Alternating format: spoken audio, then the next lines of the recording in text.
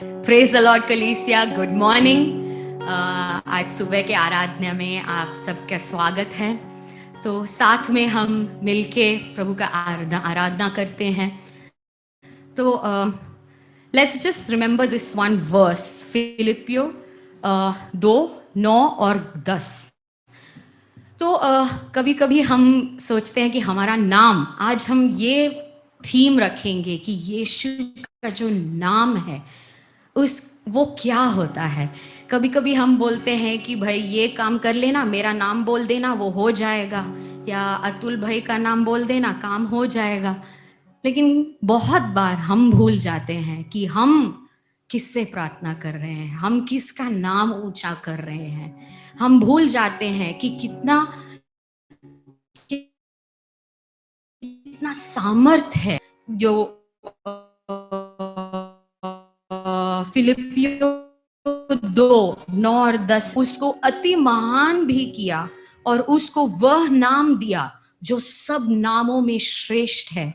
हम बहुत बार भूल जाते हैं कि वो है जिसका नाम सब नामों में श्रेष्ठ है, कि जो स्वर्ग में और पृथ्वी पर और जो पृथ्वी के नीचे हैं वे सब यीशु के नाम पर घुटना टेकें।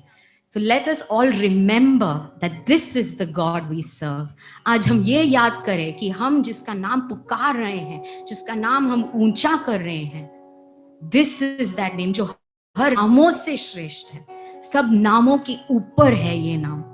तो हम हर एक गाना जो गाएंगे, शायद आपको उसका ट्यून नहीं आता होगा, हम हर गाना 2-2 बार गाएंगे तो ट्यून भी आ जाएगा, लेकिन खास हर एक गाना के लिरिक्स देखना, हर एक गा रहे हैं, ऐसे ऐसे खाली वर्ड्स नहीं गा रहे हैं हम, ऐसे खाली शब्द नहीं गा रहे हैं हम ऐसे ये जो हर एक इसके नाम ऊंचा कर रहे हैं, प्रभु यीशु का नाम ऊंचा कर रहे हैं। Amen. So let's sing each and every song from the depth of our heart, understanding the meaning. Lord Jesus, I pray that Lord we'll be able to understand the meaning of each and every song. कि हम हर एक गाना वो confidence से गाएंगे कि हमारा प्रभु सबसे श्रेष्ठ है, उनका नाम सबसे श्रेष्ठ है। हम उनके नाम ले तो हमारा हर एक काम हो जाएगा। Amen.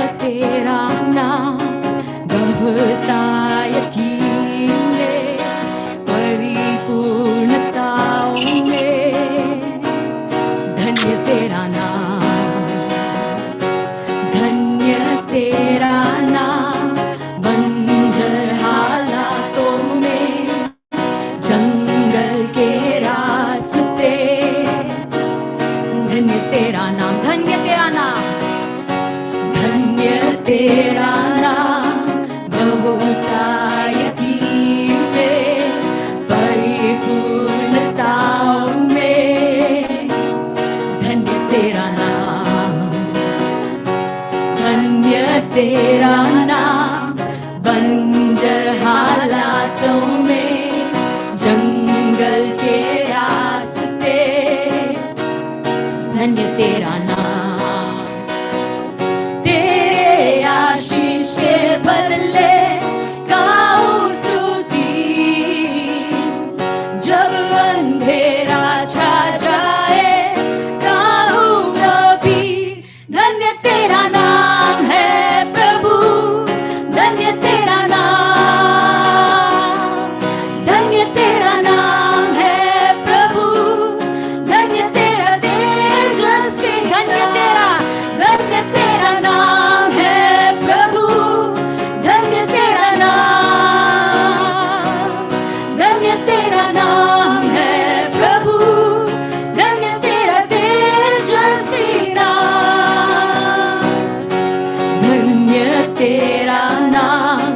जब सूरज सुहाना हो, जब सब कुशल मंगल हो, धन्य तेरा नाम। धन्य तेरा नाम, मुश्किलों की राहों में, दर्द हो भले अरपन में, धन्य तेरा नाम। साथ में गाते हैं, धन्य धन्य तेरा नाम, जब सूरज सुहाना हो, जब सब कुशल मंगल हो, धन्य तेरा नाम, धन्य धन्य तेरा नाम, मुश्किलों की राहों में, दर्द हो भले अरपन में, धन्य तेरा नाम। तेरे आशीष के बदले गाऊं स्तुति, जब अंधेरा छा जाए गाऊं तभी, धन्य तेरा नाम है प्रभु, धन्य तेरा नाम, धन्य तेरा नाम है प्रभु, धन्य तेरा तेजस्वी नाम, धन्य तेरा नाम है प्रभु, धन्य तेरा नाम, धन्य धन्य तेरा नाम है प्रभु, धन्य तेरा तेजस्वी नाम।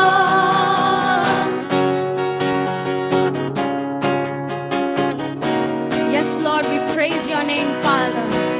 No matter what comes my way, Lord, I will continue to praise you. प्रभु, शायद दर्द हो, शायद मुश्किलें हो प्रभु, हमें पता है कि आप हैं हमारे साथ प्रभु, आप हैं हमारे साथ प्रभु। तू ही देता है, तू ही लेता है यहोवा, मेरा दिल कहे धन्य तेरा नाम।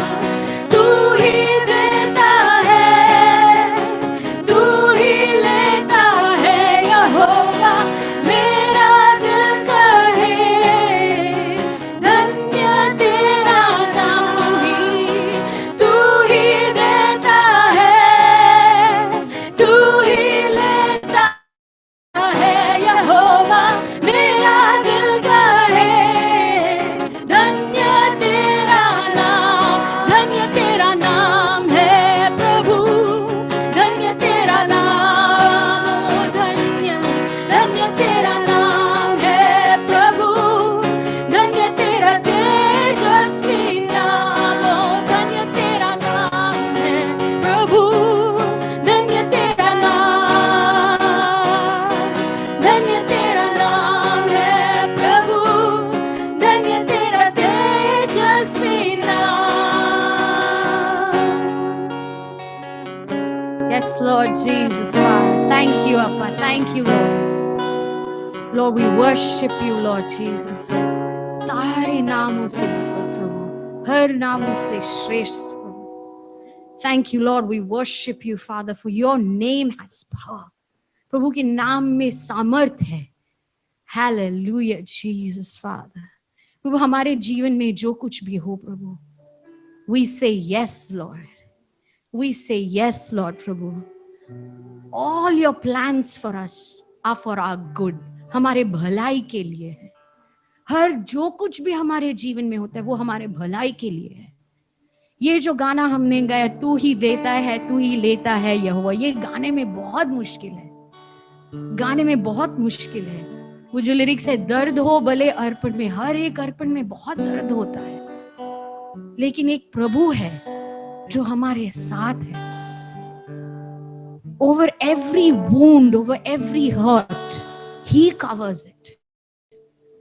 एक माता जैसे अपने बच्चे को जब बुखार होता है वो ऐसे पकड़ के बैठती है, वैसे ही जब हमारे दिल में दर्द होता है, जब हमारे मन में चोट होता है, जब हम कुछ चीज जो हमारे बहुत करीब है वो खो जाता है, शायद आज सुबह हम वही सोच के बैठे हैं कि प्रभु आपने ऐसे क्यों किया, क्या मैंने कुछ गलत किया है कि क्या उन्होंने कुछ गलत किया है।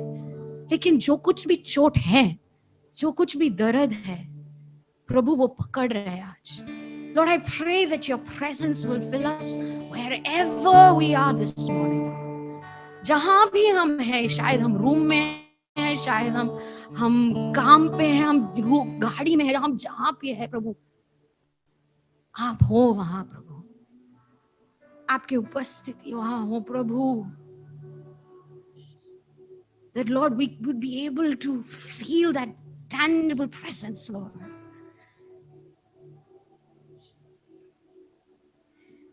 Yeshua, Yeshua,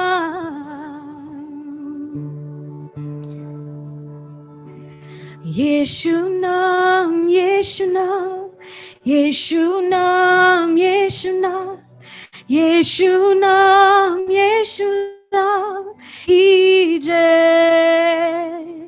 Yeshua, Yeshua, Yeshua, Yeshua, Yeshua, Yeshua, कीजे. साथ में गाएं. Yeshua, Yeshua, Yeshua, Yeshua, Yeshua, Yeshua, कीजे.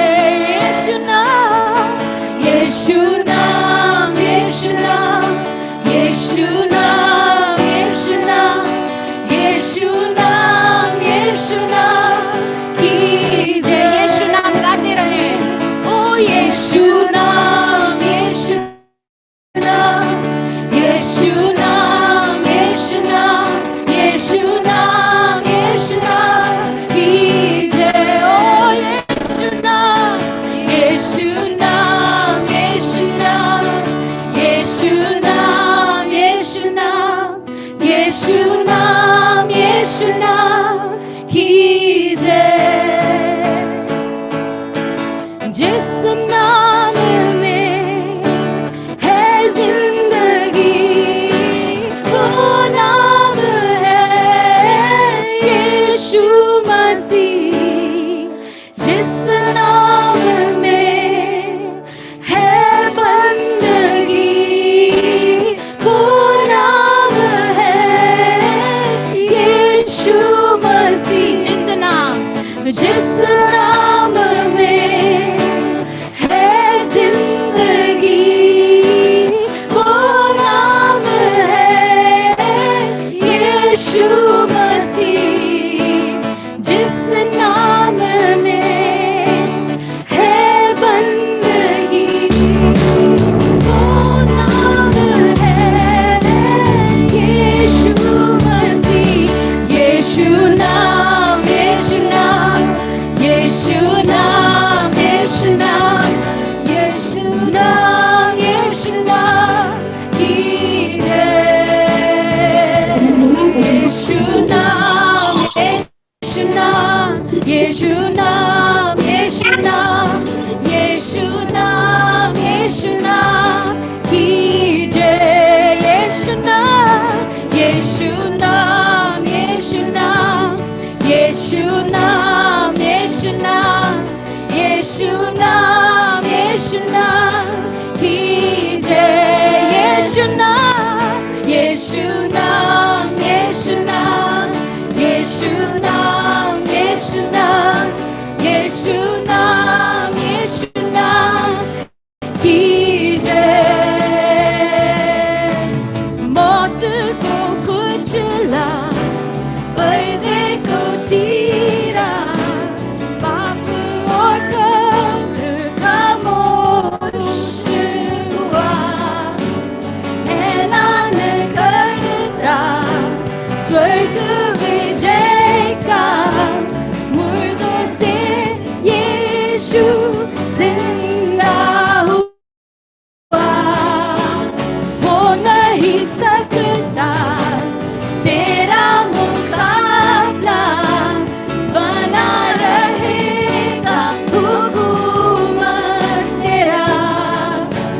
राज्य है तेरा, तेरा ही महिमा, सबसे ऊंचा भी नाम तेरा. मौत को कुचला, पर्दे को चीरा, पाप और कब्र खामोश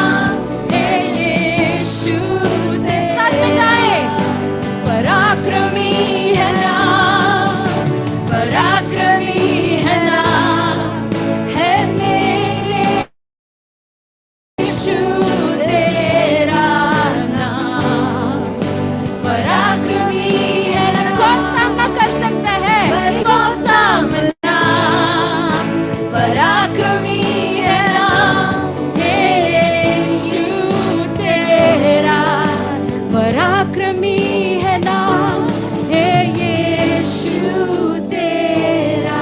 यीशु नाम, यीशु नाम, यीशु नाम, यीशु नाम, यीशु नाम, यीशु नाम, यीशु नाम की जय।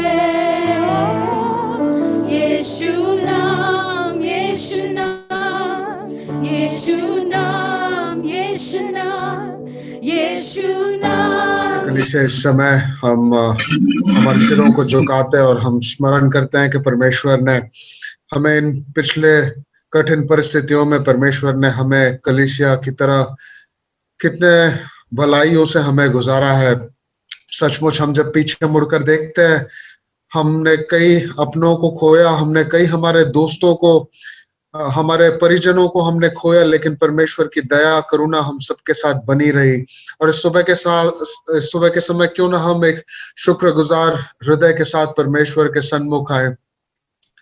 हम परमेश्वर ने हमारे सारे परिस्थितियों में हमें उसने बड़े जयवंत रीति से चलाया। हमारी नौकरी की जगह हो, हमारे शारीरिक अवस्थाएं हो, परमेश्वर ने हमें चंगाई दी। हम में से कई लोग पीड़ित थे, लेकिन परमेश्वर ने हम सभी को चंगाई दिया, इसलिए हम उसकी स्तुति करें।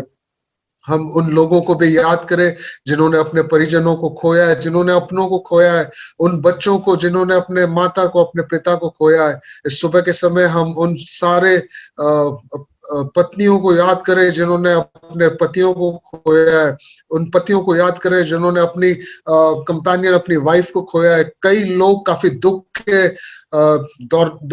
दुख के दौर से गुजर रहे हैं। ये हमारा कर्तव्य है कि हम परमेश्वर के सामने इन सारी बातों को लेके हम परमेश्वर के सामने इनके लिए मध्यस्थी करें। हे परमेश्वर, इस सुबह के समय हम तेरे चरणों में आते हैं परमेश्वर। हम एक शुक्रगुजार हृदय के साथ आपके चरणों में आते हैं परमेश्वर। सचमुच जब हम पीछे मुड़कर देखते हैं परमेश्वर, तूने ही हमें चलाया है, तूने ही हमें जयवंत रीति से चलाया परमेश्वर। हम में से कई लोग बीमार हुए, पीड़ित हुए, लेकिन परमेश्वर तूने हमें चंगाई दी परमेश्वर। हमारी कोई काबिलियत नहीं, हमसे भी धर्मी लोग हालेलुया हमें छोड़ के चले गए परमेश्वर। हम मानते हैं हमारी काबिलियत नहीं परमेश्वर, लेकिन आपकी दया और आपकी करुणा हम पर बनी रही परमेश्वर।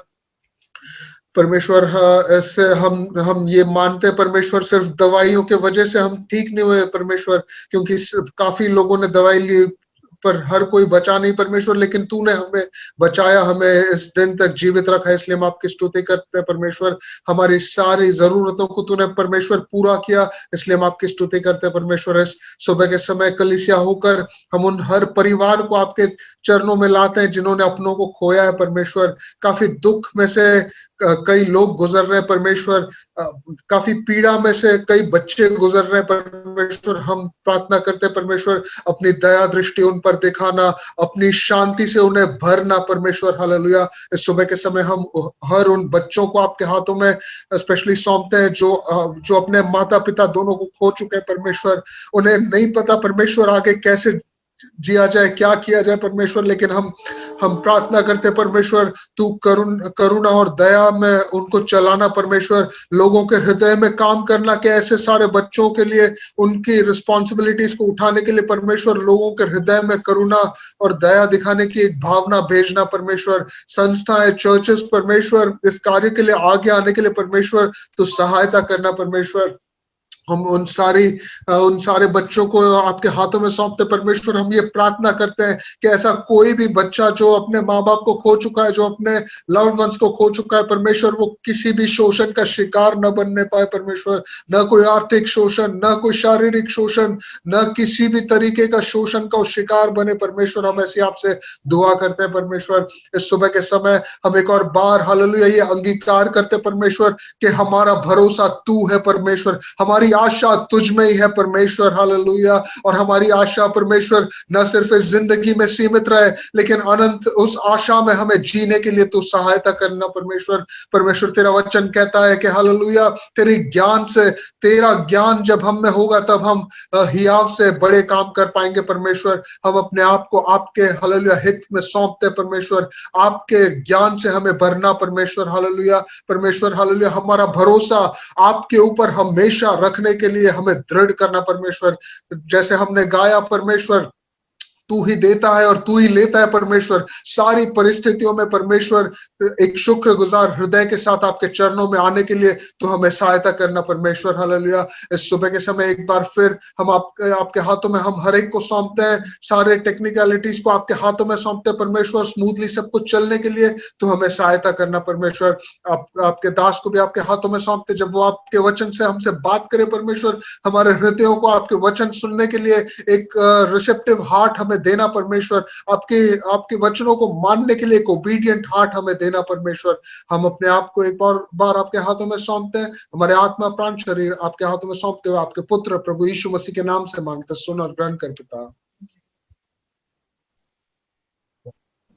Okay, welcome all. हम आप सबका स्वागत करते हैं आज की आराधना की सभा में। आप सब हमारे साथ जुड़े हैं इसलिए हम अति आनंदित हैं और हमें आशा है कि आप सब भी खुश हैं।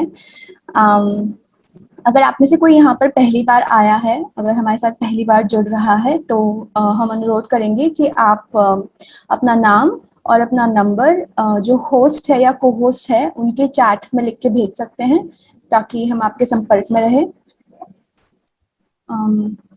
हमारे अलग अलग एरियाज में कैंपसेस चलाए जाते हैं, सेंट्रल, वेस्ट, एयरपोर्ट, नॉर्थ और हाई कोर्ट। फिलहाल क्योंकि हम कोविड गाइडलाइंस का पालन कर रहे हैं इसलिए हम ऑनलाइन मिल रहे हैं जूम के द्वारा।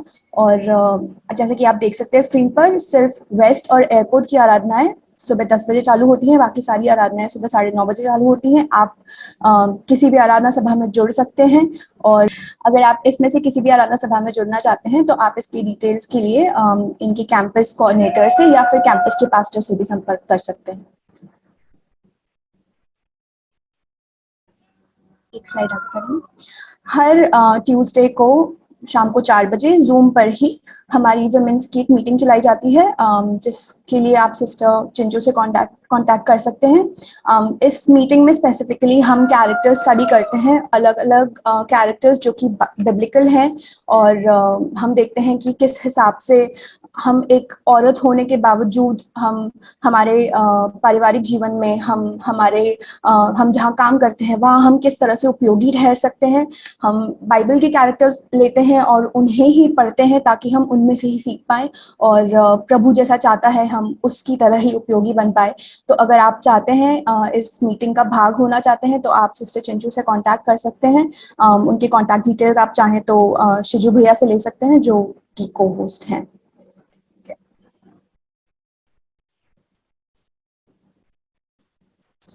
हर थर्सडेज को हम हमारे किड्स के लिए जो कि 12 साल से नीचे हैं उनके लिए हम एक प्रोग्राम करते हैं जिसे हम एडवेंचर्स विद जीसस कहते हैं। और इस थर्सडे स्पेसिफिकली हम एक इवेंट कर रहे हैं, एक फैंसी ड्रेस कंपटीशन तो नहीं कह सकते पर एक फैंसी ड्रेस इवेंट टाइप्स। तो उसके लिए आप सिस्टर विनीता पॉल से कोऑर्डिनेट कर सकते हैं और उन्होंने एक इन्वाइट भी भेजा है आपके रिस्पेक्टिव व्हाट्सएप चैट्स में, तो आप उसके द्वारा भी उनसे आगे की डिटेल्स ले सकते हैं। इन मीटिंग्स की अगर आप भागी होना चाहते हैं तो आप सिस्टर विनीता पॉल से कांटेक्ट कर सकते हैं, जो कि ब्रदर पॉल की वाइफ हैं। ये उस फैंसी ड्रेस इवनिंग का इनवाइट है। हमने 27 मई को ये ऑर्गेनाइज करने का सोचा है शाम को 6:15 बजे, और जूम पे ही रहेगा ये। और इसके डिटेल्स आगे अगर आप जानना चाहते हैं तो आप सिस्टर विनीता से कांटेक्ट कर सकते हैं। ग्रेस ब्लास्ट, जैसा कि आप काफी हफ्ते से सुनते आ रहे हैं, this is building lives around sound truth. ये हर फ्राइडे को हम हमारे टीन्स के लिए ऑर्गेनाइज करते हैं जो कि है 12 से 18 की उम्र के बीच में। तो इसमें बेसिकली जैसे कि हम लोग ने किड्स के लिए देखा और हमने वुमेन्स के लिए देखा, हम हमेशा बिब्लिकल चीज़ें ही स्टडी करते हैं of course, but then teens के लिए ज़्यादा और ज़रूरी इसलिए हो जाता है क्योंकि ये बहुत ही एक सेंसिटिव एज रहता है उनके लिए, जब वो काफ़ी सवालों से जूझते हैं और उनके जीवन में काफ़ी डाउट्स होते हैं कि हमें ये क्यों करना है, वो क्यों करना है, हम ये क्यों नहीं कर सकते, और काफ़ी ऐसे सवाल होते हैं जो शायद वो अपने माँ बाप से ना पूछ पाए। तो हम कोशिश करते हैं कि अगर वो हमारे पास आए और हम जब कोई टॉपिक उठा रहे हैं और वो हमसे वो सवाल करें तो हम उसका सही से जवाब दे पाएँ और उनके जो डाउट्स है वो हम सॉल्व कर पाएँ। तो अगर आप किसी टीम को जानते हैं या फिर आपके घर में कोई टीम है जो अब तक इस प्रोग्राम का पार्ट नहीं है, तो हम अनुरोध करेंगे कि आप इसमें ज़रूर जुड़ें। और ये काफ़ी प्रभावी रहा है, हमने काफ़ी चेंजेस देखे हैं।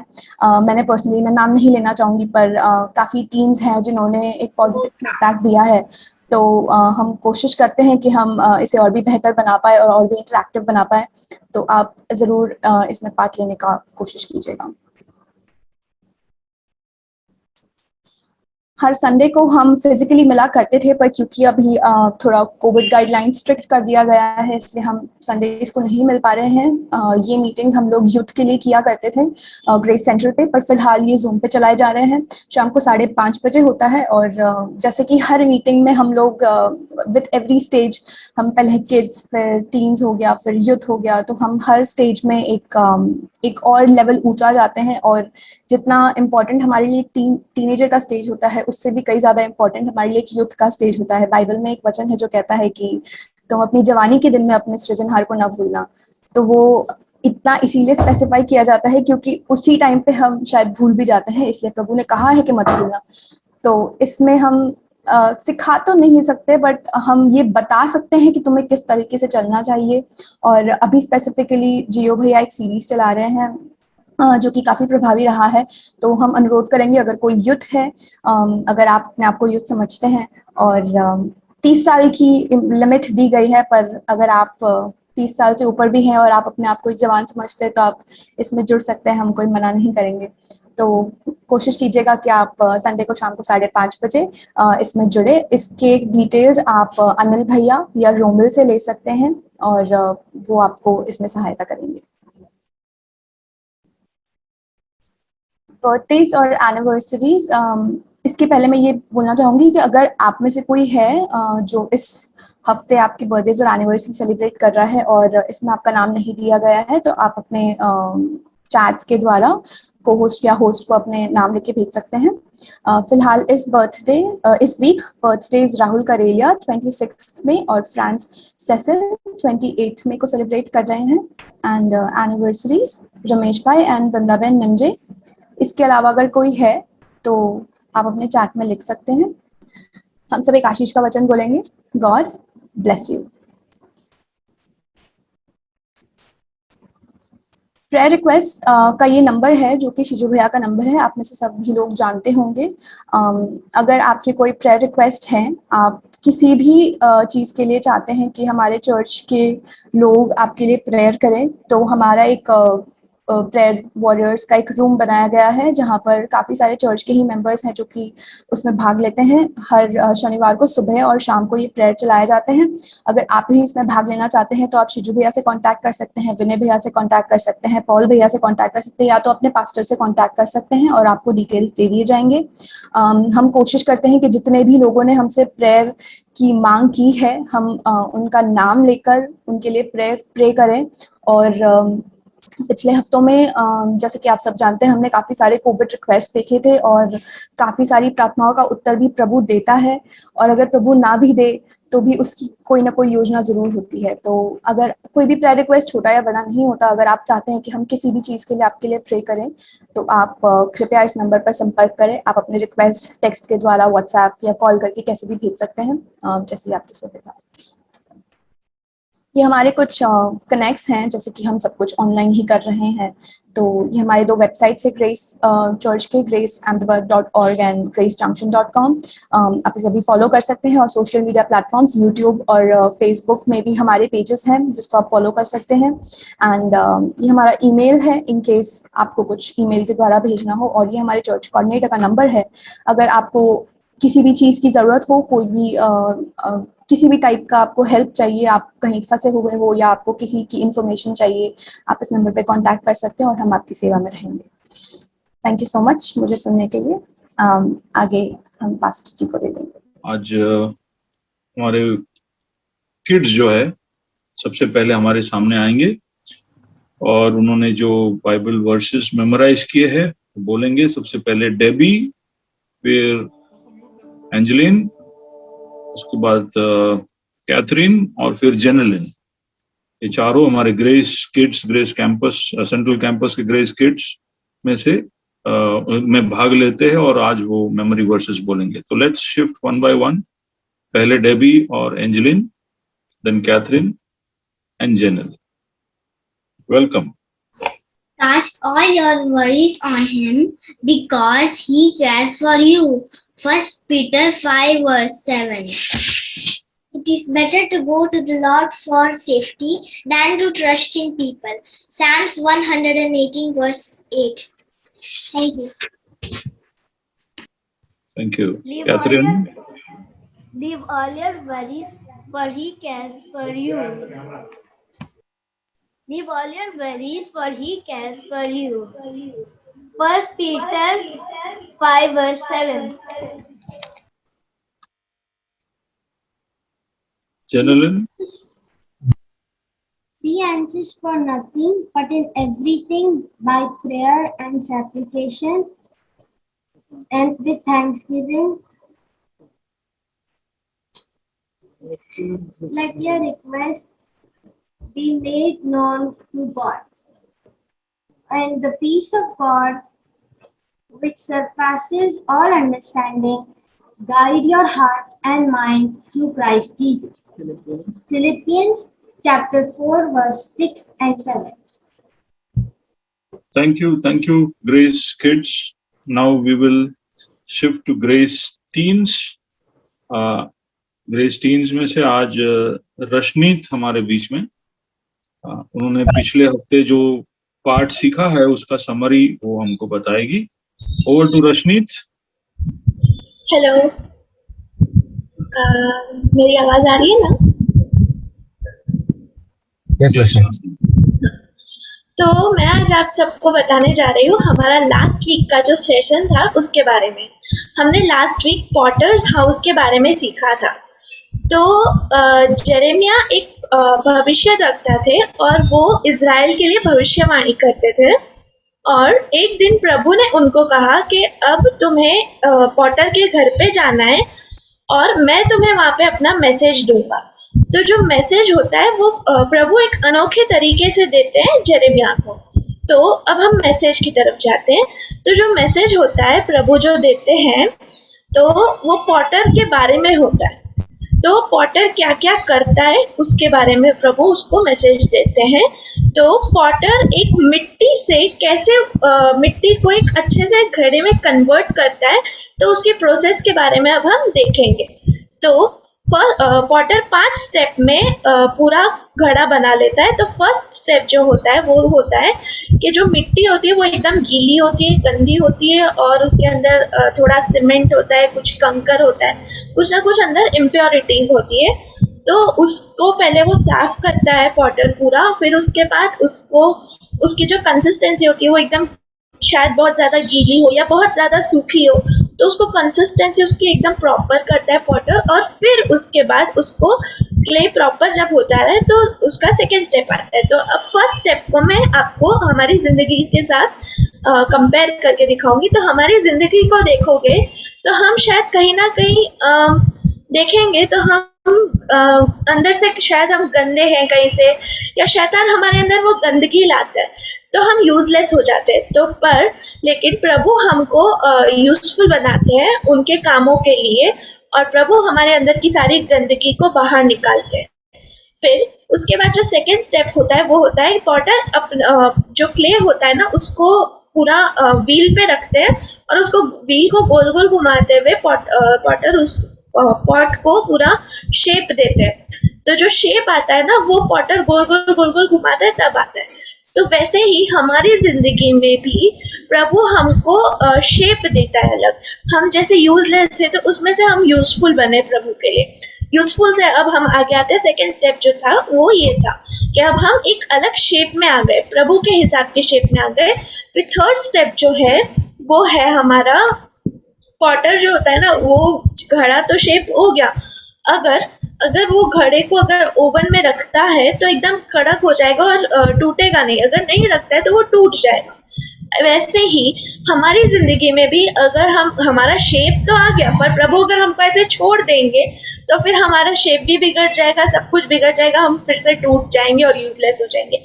तो नहीं, पर प्रभु हमको आगे हमको थोड़ी प्रॉब्लम्स में लाते हैं कि हम उसमें से कुछ सीख सके, और फिर इसी तरह से हमको एक अलग अलग प्रॉब्लम्स आती है। फिर जो हमारा फोर्थ स्टेप आता है वो होता है कि पॉटर जो होता है ना उसको कलर करता है, पेंट करता है, अलग अलग डिजाइन डालता है उसके अंदर और अलग अलग कलर से उसको पेंट करता है और उसको एकदम क्रिएटिव कर देता है।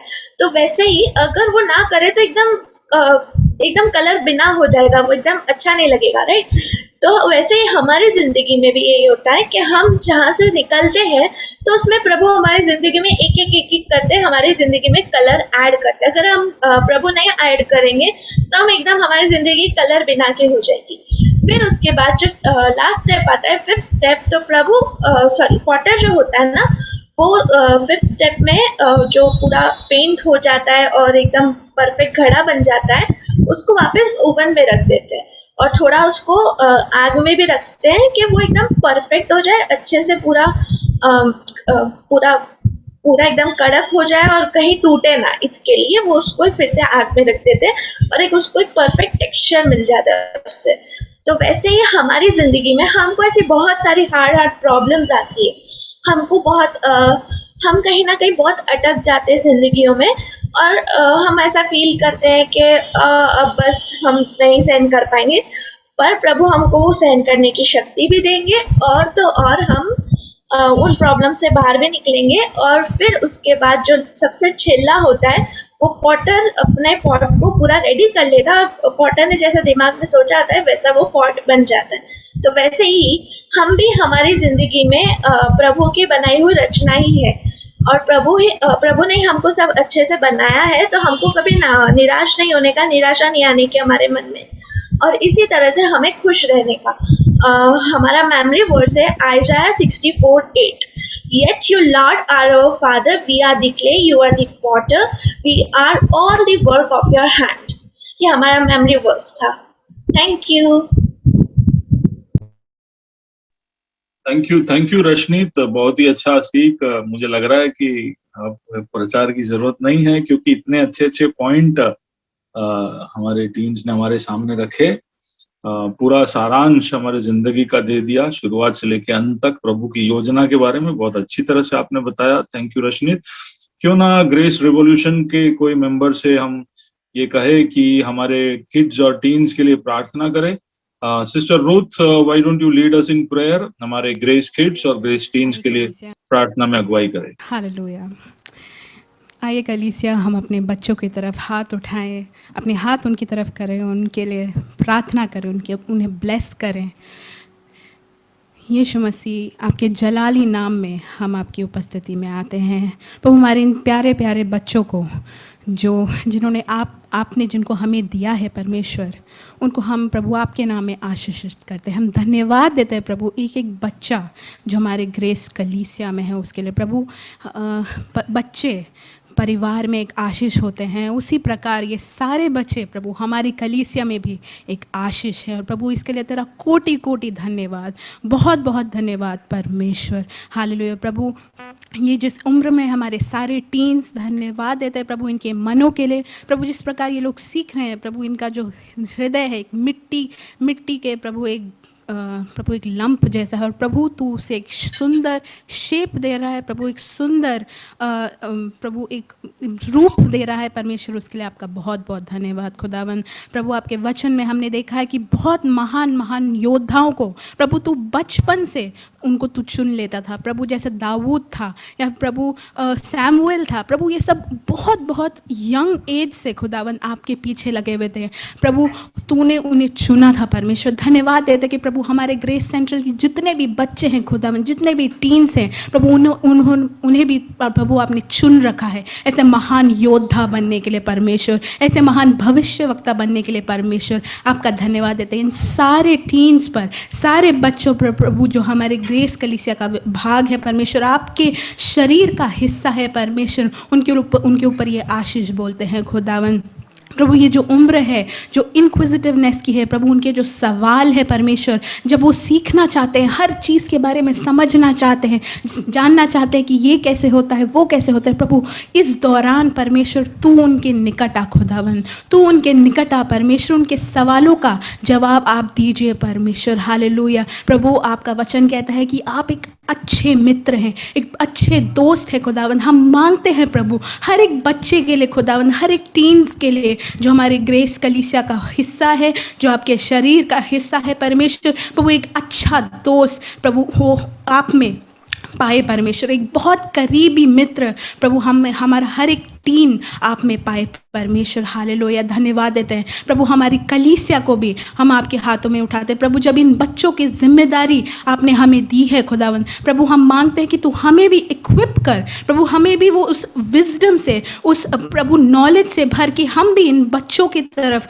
प्रभु, हम इन बच्चों की तरफ जो वो चाहते हैं, जो वो कहना चाहते हैं प्रभु, उसे समझे प्रभु, उनके एज की प्रभु जो नाजुक चीज़ें हैं प्रभु, उन बातों को हम समझें, उनसे रिलेट कर पाए प्रभु, एक दोस्त की तरह प्रभु उनसे बर्ताव करने पाए, उन्हें डिस्करेज ना करें पर परमेश्वर प्रभु हम एक ऐसा वातावरण बनाए, एक ऐसा एनवायरनमेंट बनाए प्रभु, ऐसा हमारा आचरण हो कि ये बच्चे, ये जो सारे टीन्स हैं हमारे बीच में, वो बड़े फूले फले और प्रभु इस कलीसिया के स्तंभ बने परमेश्वर, इस देश में प्रभु तेरी किंगडम के लिए ये स्तंभ बने परमेश्वर। हालेलुया। प्रभु हर टीन को, हर बच्चे को जो प्रभु हमारी ग्रेस कलीसिया का भाग है, आपकी शरीर का भाग है, उसे हम ब्लेस करते हैं। एक बार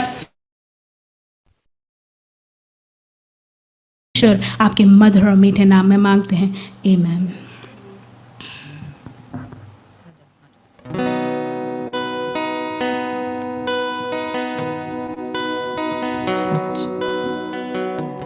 Hallelujah, hallelujah. Let's continue in the presence of the Lord.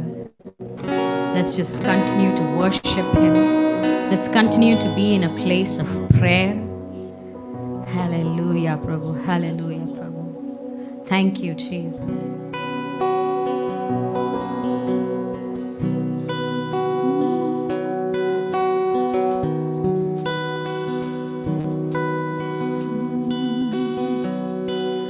घेरा है मुझे तेरे गीतों ने, सुलझाया है मुझे, दूर किया है डर मुझसे, मेरी ओर से छुड़ाया है। साथ में गाएं। घेरा है मुझे तेरे गीतों ने, सुलझाया है मुझे,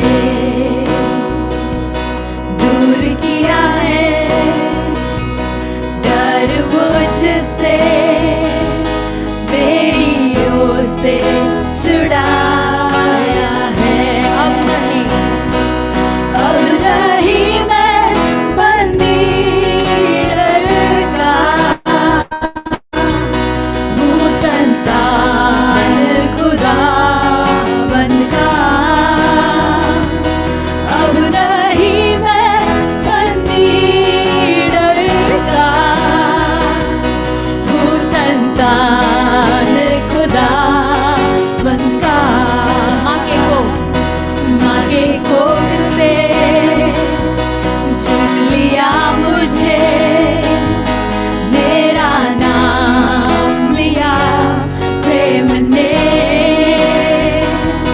जुड़ गया हूँ मैं ग्रेस कलीसिया में तेरे घराने से, तेरा जीवन बहे मुझ में। माँ के कोख से, माँ के कोख से चुन लिया मुझे, मेरा नाम लिया प्रेम ने,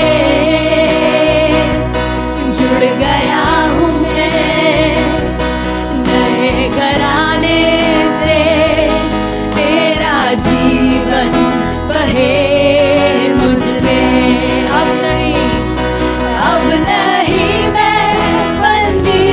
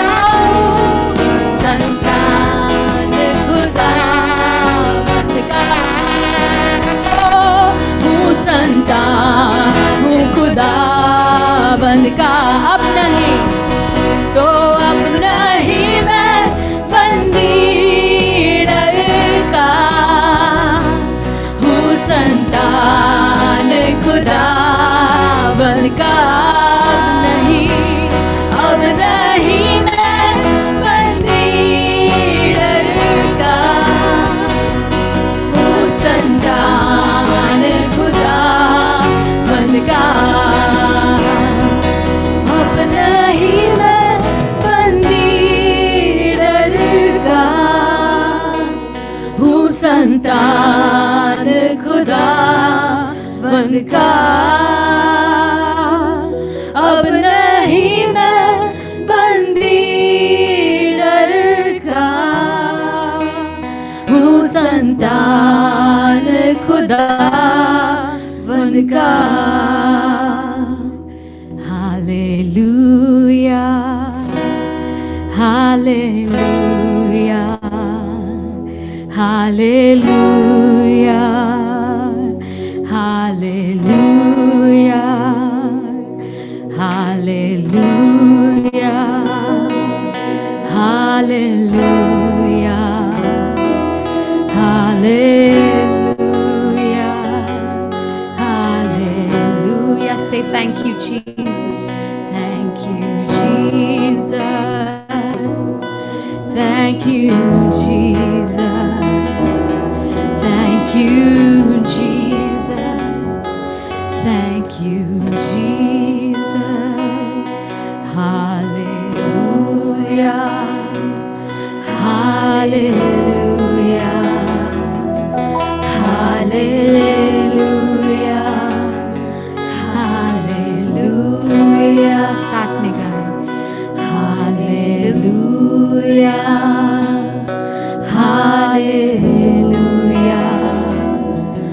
Hallelujah. Hallelujah. Thank you, Jesus. Thank you, Jesus, Lord. Thank you for this time, Lord, that you've given us, Lord. आगे का टाइम आपके हाथों में सौंपते हैं प्रभु। हमारे दिल और हमारे मनों को प्रभु आप रेडी करें। हम हर एक जो वचन है प्रभु हमारे दिल में छुए प्रभु, और हम कभी भी ना भूलें कि हम किस नाम को पुकार रहे हैं, कि हम सबसे ऊंचा सबसे श्रेष्ठ नाम को पुकार रहे हैं जो हमारे जीवन में हमारे लिए सब कुछ करेगा।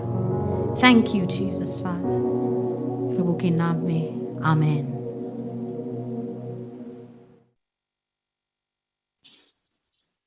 Praise the Lord. प्रभु के नाम की महिमा हो। आज के आराधना सभा में जुड़ने वाले सबको यीशु मसीह के नाम में हम स्वागत करते हैं।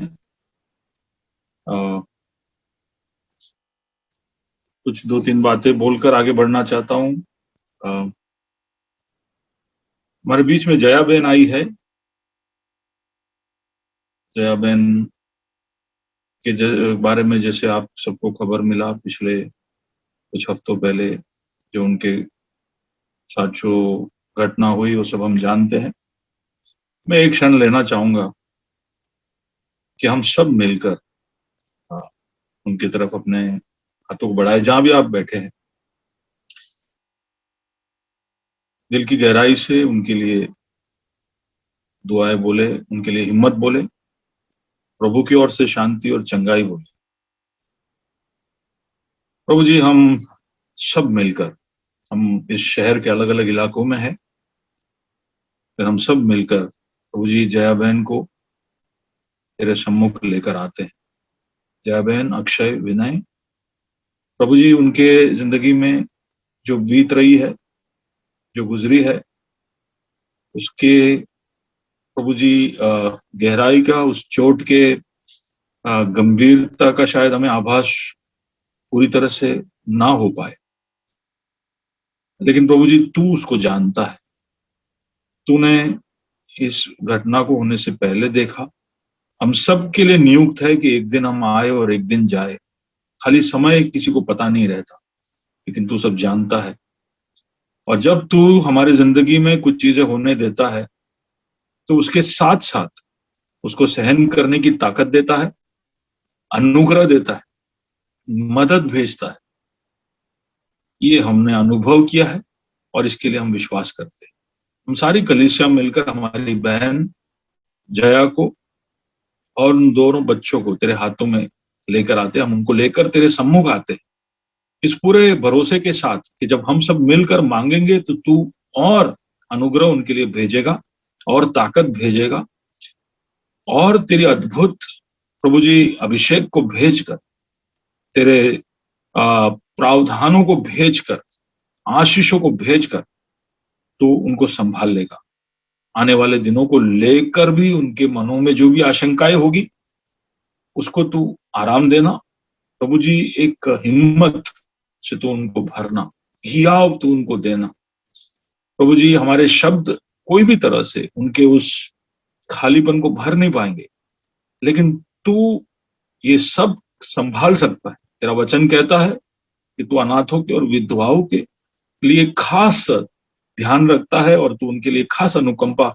और खास मदद भेजता है। तो ये सब बातों को हम क्लेम करते हैं खुदा, और हम सब मिलकर तहे दिल से प्रभु जी जहां कहीं भी बैठे वहां से हमारे दिल की गहरी प्रभु जी शुभ इच्छाएं, हमारी आशीषें और हमारी तरफ से अनुग्रह और शांति इस परिवार मोटवानी परिवार के ऊपर बोलते हैं। प्रभु जी तेरी ओर से ये तू रिलीज कर चुका है, इसके लिए हम धन्यवाद देते हैं।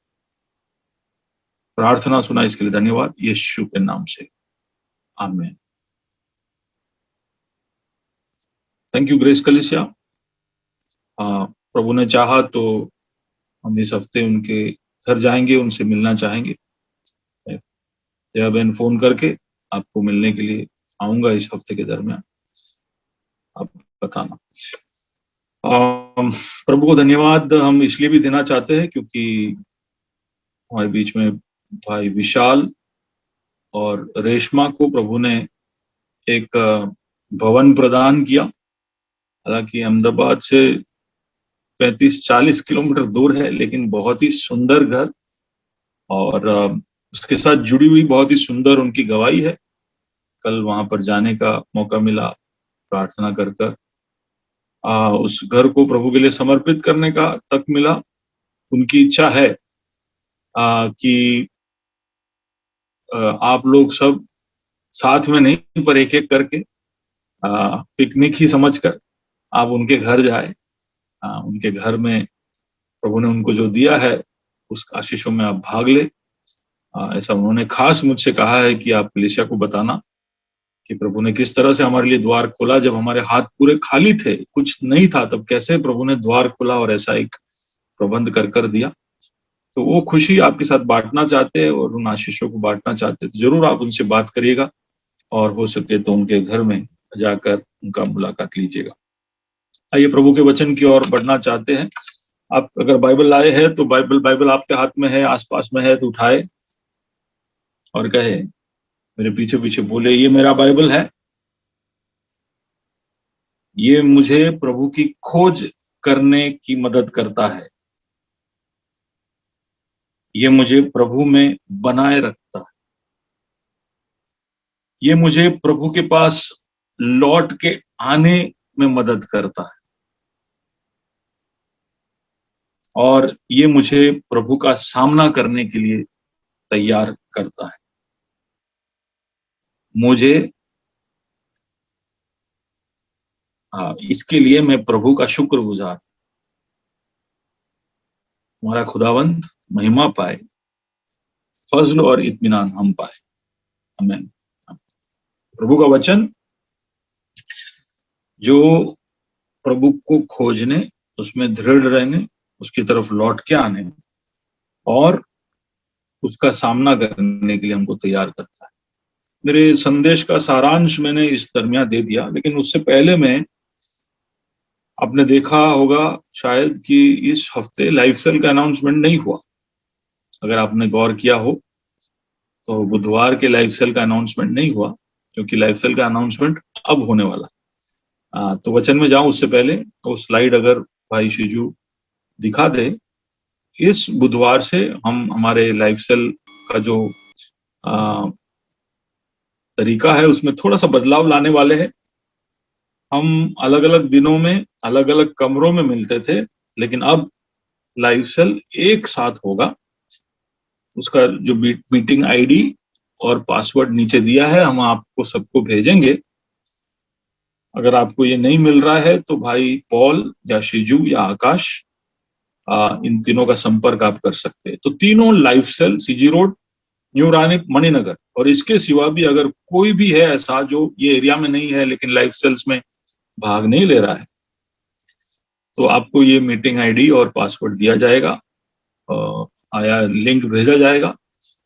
हम सब बुधवार को एक ही कमरे में एकत्रित होंगे, एक ही जूम मीटिंग में एकत्रित होंगे। उसके बाद कुछ समय की आराधना के बाद हम area wise CG road, Ranipur और मणिनगर ऐसे 3 ब्रेकआउट रूम्स में अलग अलग कमरों में आधे पौने घंटे के लिए अलग हो जाएंगे और वहां पर आपकी जो संगति है एरिया वाइज चलेगी। 9 बजे लौटकर हम जूम के मेन रूम में आएंगे और उसके बाद बाइबल स्टडी होगा। तो संगति भी रहेगा।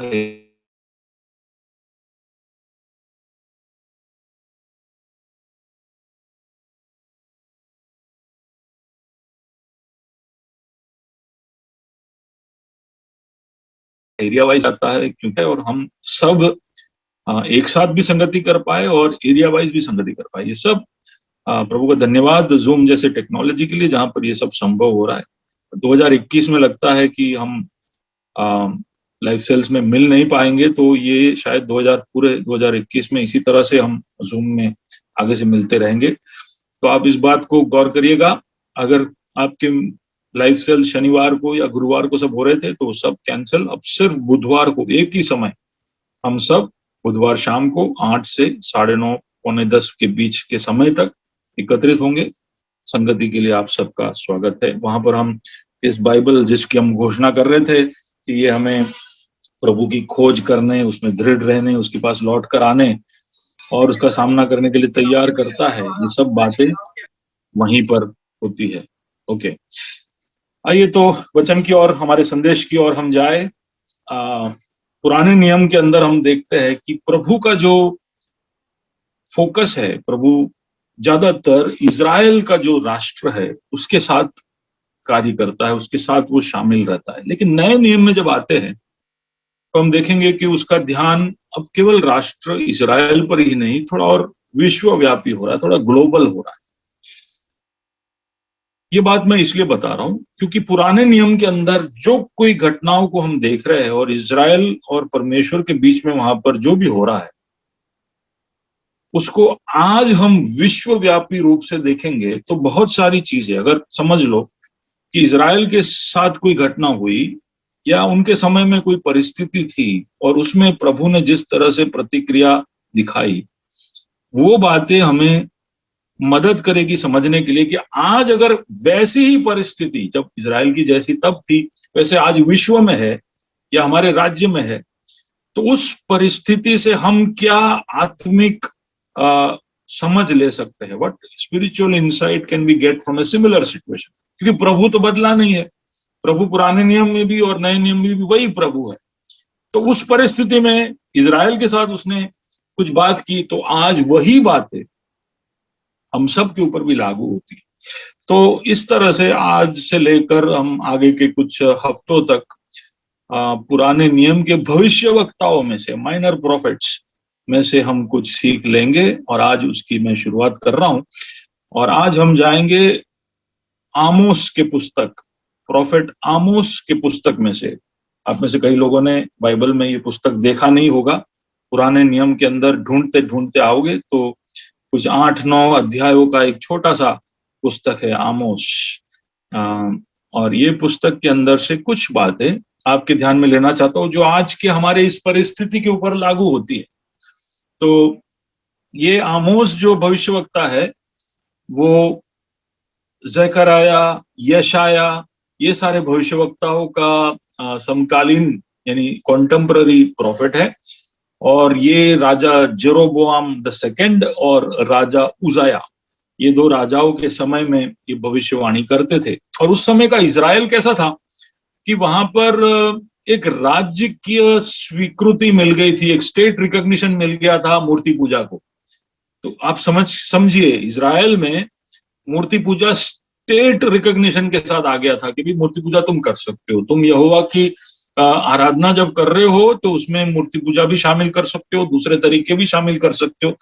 और वही नहीं, वहां की नैतिक मोरल जो परिस्थिति थी उसके अंदर भी बहुत भ्रष्टाचार आ चुका था और बहुत गिरावट आ गई थी। खासकर अमीर जो लोग थे वो गरीबों का शोषण करते थे और अन्याय उनके साथ करते थे। तो ऐसे एक समय का ये पुस्तक है। लेकिन आज आपका ध्यान में लेकर जाना चाहता हूं उसके 4थे अध्याय के 12वें कलम की तरफ, क्योंकि प्रभु मुझे उस वचन को याद दिलाया और उसके ऊपर मैंने तैयारी की है। वहां पर हम इस तरह से पढ़ते हैं, आमोस 4 अध्याय उसका 12वां कलम। आप सबको मिल गया है तो आप जरा हाथ ऊपर करिए जो वीडियो में दिख रहे हैं कि आमोस 4:12 मिल गया। आमोस मिल गया है ना? ओके। आमोस 4:12 लिखता है, कहता है कि इस कारण हे इज़राइल, मैं तुझसे ऐसा ही करूंगा, और इसलिए कि मैं तुझ में ये काम करने पर हूं। हे इज़राइल, यानी मैं कुछ करने वाला हूं और वो मैं करने पर हूं। करने वाला हूं तो बहुत करीब है, अब मैं करने जा रहा हूं। तो मैं तुझे बता रहा हूं क्या, अपने परमेश्वर के सामने आने के लिए तैयार हो जा। अपने परमेश्वर के सामने आने के लिए तैयार हो जा। कई बार ना ये सब हम जब ऐसे पढ़ते हैं तो उसकी गंभीरता को समझ नहीं पाते, लेकिन अगर आप में से कुछ थोड़े नटखट थे बचपन में और कभी याद करके देखो तो मम्मी ने ऐसा बोला होगा, तुझे आज मैं दिखाता हूं, तेरे पप्पा का सामना करने के लिए तैयार हो जा, तेरे पप्पा को आने दे। याद है, किसी ने ऐसा सुना है? या आपके टीचर ने ऐसा कहा हो कि चल अब प्रिंसिपल का सामना करने के लिए तैयार हो जा। बहुत लोगों को तंग करता है। तो प्रिंसिपल का नाम सुनकर क्या हो जाता था। मेरे तो एक बार मेरे टीचर ने ऐसा कहा था तो मेरे पेट के अंदर पता नहीं ऐसा लगा जैसे किसी ने बॉम्ब फाड़ दिया है, इतना दर्द होने लग गया। और मैं भागा, बाथरूम में जाके बैठा रहा, इतना डर गया। तो उस तरह का एक डायलॉग है। अगर समझ लो आप कंपनी में, ऑफिस में हो और आपका जो मैनेजर आपसे कहता है कि हाँ तू ऐसे गोलमाल कर रहा है, पकड़वा, तो आज HR में बोलता हूँ, टॉप मैनेजमेंट में बताता हूँ। और तब जो हमारे अंदर जो फीलिंग्स आते हैं, तब जो हम सोचते हैं, उसको याद करने की जरूरत है। या अगर हमने कोई गलती की, समझ लो कि कुछ, और पुलिस पकड़ लेता है, बोलते चलो आपका गाड़ी हम लेके जा रहे हैं, आज हम तुमको पकड़वा लेंगे आज। तो वो एक पूरे जज्बात के साथ यहाँ पर आमोस ये बात इजराइल से कहता है कि तैयार हो जा, अब तू तेरा परमेश्वर का सामना करने के लिए तैयार हो जा। तेरे को बहुत सारे बातें मैंने बताई लेकिन तू सुधरा नहीं है, इसलिए अब तू परमेश्वर का सामना करने के लिए तैयार हो जा। अब ध्यान में आपका इस बात की ओर लाना चाहता हूं जहां पर आमोस शुरू करते कहता है इस कारण, देयरफॉर, इंग्लिश में से लिखा है देयरफॉर।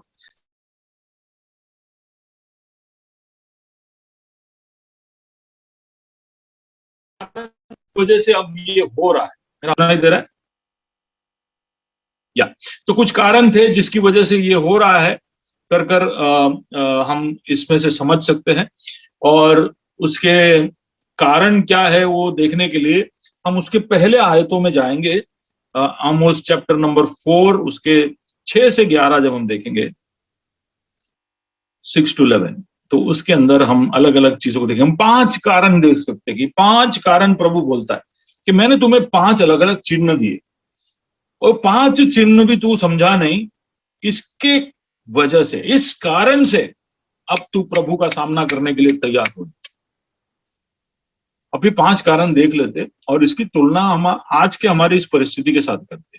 चलो, पहला कारण, पहला चिन्ह जो प्रभु ने उन्हें दिया वो ये है, आमोस 4 और उसका 6, उसका 6ठा आयत जब हम पढ़ेंगे वहां पे ऐसे लिखा है, मैंने तुम्हारे सब नगरों में दांत की सफाई करा दी और तुम्हारे सब स्थानों में रोटी की घटी की, तो भी तुम मेरी ओर फिर कर ना आए, यहोवा की यही वाणी है। अब ये वचन सुनकर शेल्वी खुश हो रही होगी क्योंकि अरे प्रभु ने सारे नगरों में दांत की सफाई करा दी। क्या डेंटल कैंप लगाया? क्या दांत साफ करने का पूरा कार्यक्रम उस समय में लगाया था? ऐसा कुछ नहीं है। यहाँ पर दांत की सफाई करा दी का मतलब है कि तुम्हारा खाना ही मैंने बंद कर दिया, खाना जाएगा नहीं तो तुम्हारा दांत खराब होगा कैसे? तुम्हारे दांत में दाग या कोई भी तरह का मैल आएगा कैसे? तो प्रभु ऐसा कह रहा है कि मैंने तुम्हारे नगरों में खाना बंद करवा दिया, खाना तुमको मिलता नहीं, ऐसा हालत करवा दिया। यानी हम इसमें से समझ सकते हैं एक सूखेपन के विषय में। तो पहला चिन्ह जो इजराइल में हम देखते हैं वो है एक सूखापन, एक ड्राइनेस। खाना खत्म हो गया। हम सोचते हैं कि ये तो तब हुआ था, हमारा तो ऐसा कुछ हालत है नहीं, लेकिन आप सच में संसार के स्टैटिस्टिक्स को आप देखोगे तो पिछले साल तो कोरोना का समय था, लेकिन उसके पहले के साल में भी संसार में 10% लोग यानी लगभग 70 करोड़ लोग, 70 करोड़ लोग ऐसे थे जो पूर्ण रूप से भूखे हैं कर संयुक्त राष्ट्र कहता है। उसका मतलब है कि उनको 2 वक्त का खाना छोड़ो, 1 वक्त का खाना बराबर से नहीं मिला। आज के इस 21वीं सदी में जब हम इतना आगे बढ़ चुके हैं, तभी भी हमारे संसार में 70 करोड़ लोग हैं, 70 करोड़ लोग जिनको एक टाइम का खाना ढंग से मिला नहीं है। शहरों में कहते हैं कि 20% लोग हैं, हर शहर में लगभग 20% लोग हैं जो भूखे रहते हैं। तो ये हालत तो हमारे चारों तरफ है ही, पर उसके अलावा भी हम देखते हैं कि अलग अलग राष्ट्रों में अकाल और बारिश ना होना, और ये सब तो अब बहुत साधारण हो चुका है। बड़े बड़े फैमिन्स और ड्राउट्स खासकर अफ्रीका के प्रदेशों में हम देखते हैं।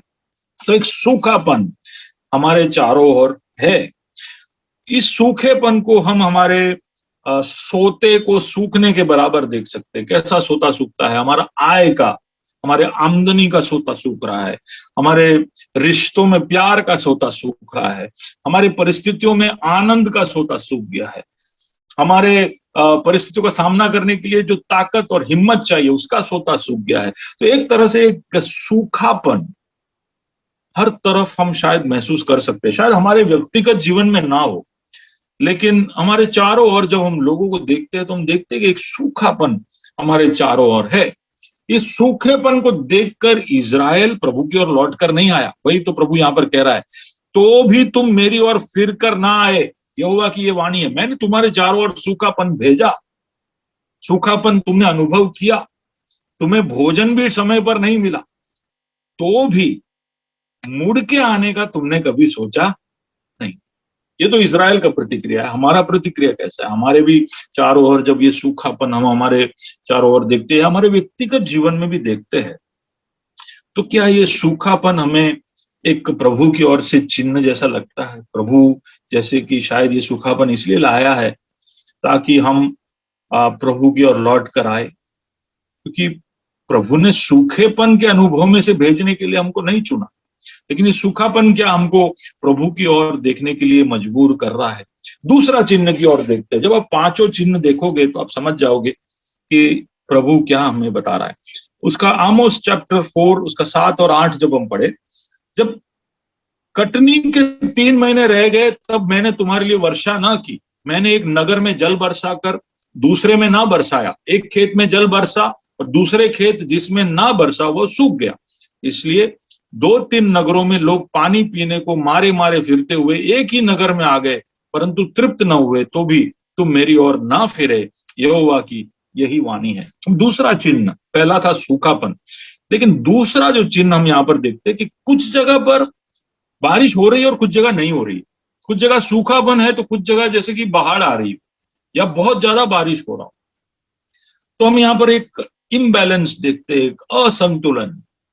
प्रभु ने जैसे कि बहुत सारी चीजों का संतुलन बिगाड़ दिया है, और ये बहुत ज्यादा तादाद में हम हमारे चारों ओर देखते हैं कि कैसे बहुत सारी चीजों का संतुलन हमारे चारों ओर बिगड़ गया। जैसे कि हमारे कुछ क्षेत्र में जहां पर हम बढ़ोतरी या वृद्धि देखना चाहते हैं वहां पर हम सूखापन देखते, और कोई इलाके में हम देखते हैं कि बहुत ज्यादा वृद्धि आ रही है। या घर में एक बेटे को सूखापन है तो दूसरे को वृद्धि हो रही है। तो एक इम्बैलेंस हो गया है, सबके साथ एक जैसा नहीं हो रहा है। और उसकी वजह से क्या हो रहा है कि क्योंकि साल के 9 महीने में सूखापन है और 3 महीने में बाढ़ है, तो पूरा साल ही सूखा जैसा लगता है। बाढ़ का कोई मतलब ही नहीं है, बारिश का कोई मतलब ही नहीं होता। यानी आशीषें आती है लेकिन बैलेंस में नहीं आती। हमारे को पैसा मिलता है लेकिन खर्चे भी उतने ही आते। तो इम्बैलेंस है, या तो इनकम एक्सपेंस में इम्बैलेंस है या जो कैश फ्लो है उसमें इम्बैलेंस है। तो एक तरह का इम्बैलेंस आर्थिक रूप से भी हम देख सकते हैं और दुनिया की कई सारी चीजों में हम देख सकते हैं। अभी जैसे व्यवसाय करने वाले हैं उनके लिए इम्बैलेंस इस तरह से होगा कि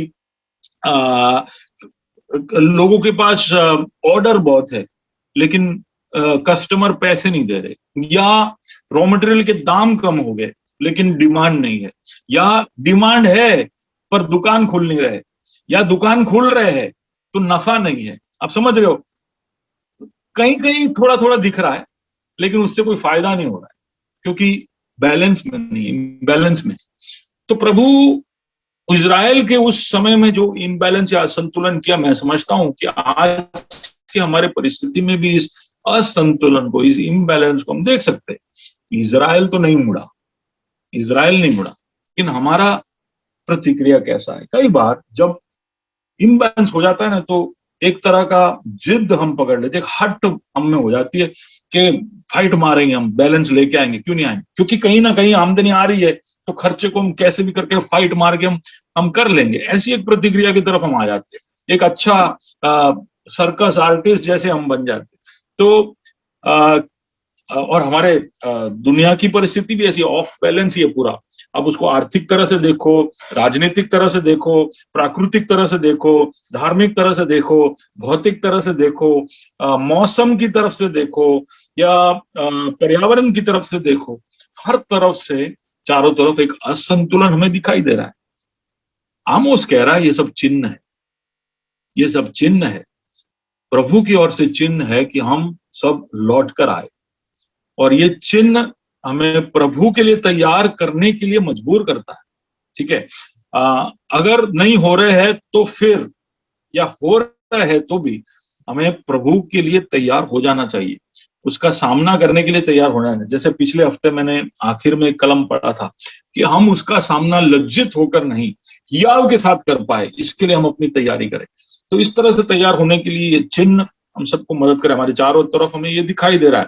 तीसरे चिन्ह की ओर जाते, वहां पर आमोस 9वें कलम में इस तरह से कहता है कि मैंने तुमको लू और गेरुए से मारा है, और जब तुम्हारी वाटिकाएं और दाख की बारियां और अंजीर और जलपाई के वृक्ष बहुत हो गए, तब टिड्डियां उसे खा गई, तो भी तुम मेरी ओर फिर कर ना आए, यहोवा की यही वाणी है।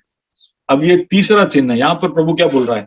यहाँ पर हम क्या देख रहे हैं कि सारे वृक्ष में फल या तो शुरू ही नहीं होते, क्योंकि उसके अंदर यहाँ पर लू और गेरुई करके जो लिखा है, फंगस, मिल्ड्यू, ब्लाइट, ये लग गया, फंगस, बीमारी लग गई, और इसलिए फल उत्पन्न ही नहीं हुआ।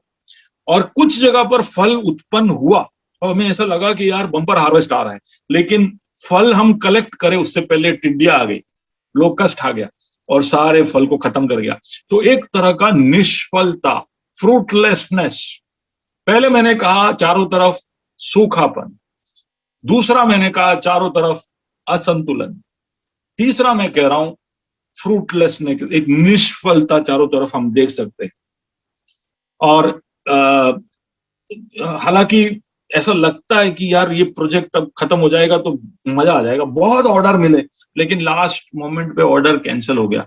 हम टारगेट के करीब आ जाए उतना इंक्वायरी आ गया है, लेकिन वो पूरा नहीं हो रहा है। प्रोजेक्ट खत्म होने के कगार पर आता है, ऐसी कोई गलती हो जाती है कि पूरा प्रोजेक्ट फेल हो जाता है। तो 5-6 महीने की मेहनत जैसे पूरी तरह से खत्म हो गया। आज सुबह के पेपर में पढ़ रहा था कि गिरनार, सोमनाथ तरफ के जितने भी आम के वाड़ी है, उसके सारे लोग ऐसा बोल रहे हैं कि इस साइक्लोन ताउते ने हमको 25 साल पीछे भेज दिया है। 20-25 साल, जो 20-25 साल में मेहनत कर जो वाड़ियां हमने खड़ी की, वो सब जैसे कि खत्म कर दी, एक रात की बारिश ने खत्म कर दिया।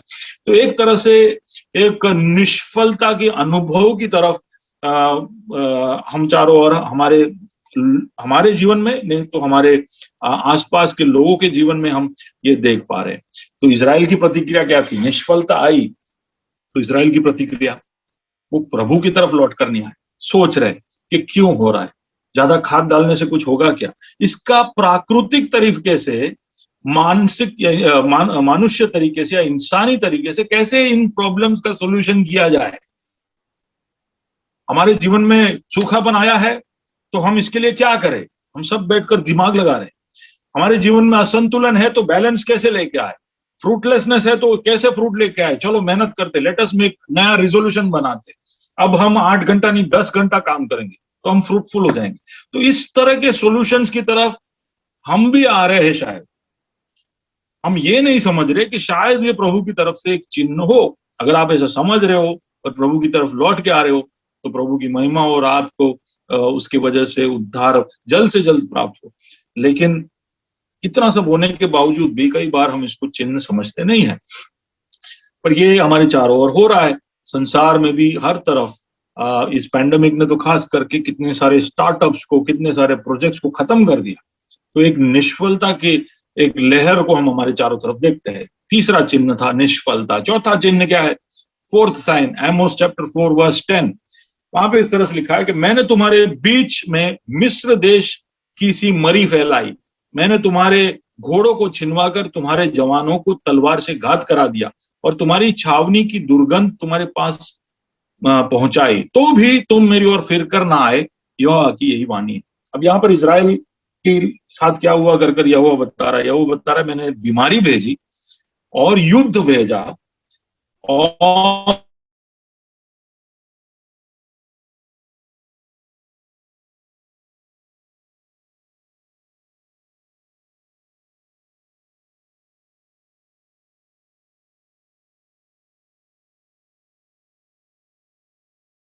या इम्प्रॉपर क्लोजर, उसका मतलब है कि समय से पहले कोई चीज का समाप्ति हो जाना, जवानों का मर जाना। हम ये हमारे चारों ओर देख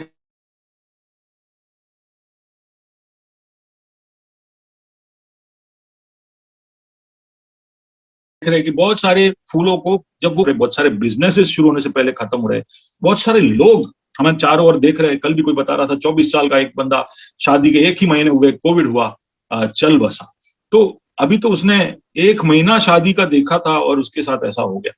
तो चारों ओर हम देख रहे हैं कि प्रीमेच्योर क्लोजर, जल्दी से लोग जा रहे हमारे सामने से और इस तरह से जा रहे कि हम सही से उनको एक अलविदा भी नहीं कह पा, और इतने तादाद में जा रहे।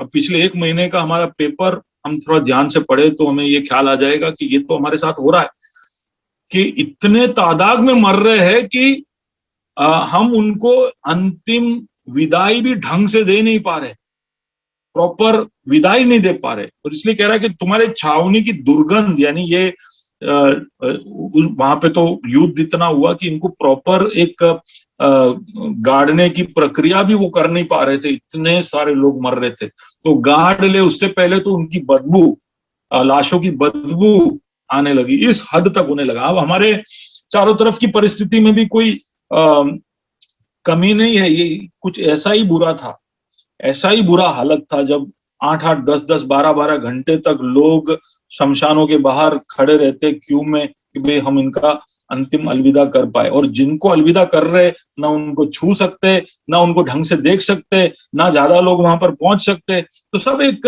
प्रीमेच्योर क्लोजर है ना, जल्दी से, समय से पहले कुछ चीजों का समाप्त हो जाना। अब इजराइल तब भी लौटकर प्रभु के पास नहीं आया। और मैं सोच रहा था कि ऐसा तो क्या है कि इजराइल इतना सब हो जाने के बाद भी प्रभु के पास नहीं आता। पाप का छल और हृदय की कठोरता ऐसी चीज है कि कुछ भी हमें हमारे साथ हो जाए तो भी हम शायद सही रास्ते पर नहीं आए।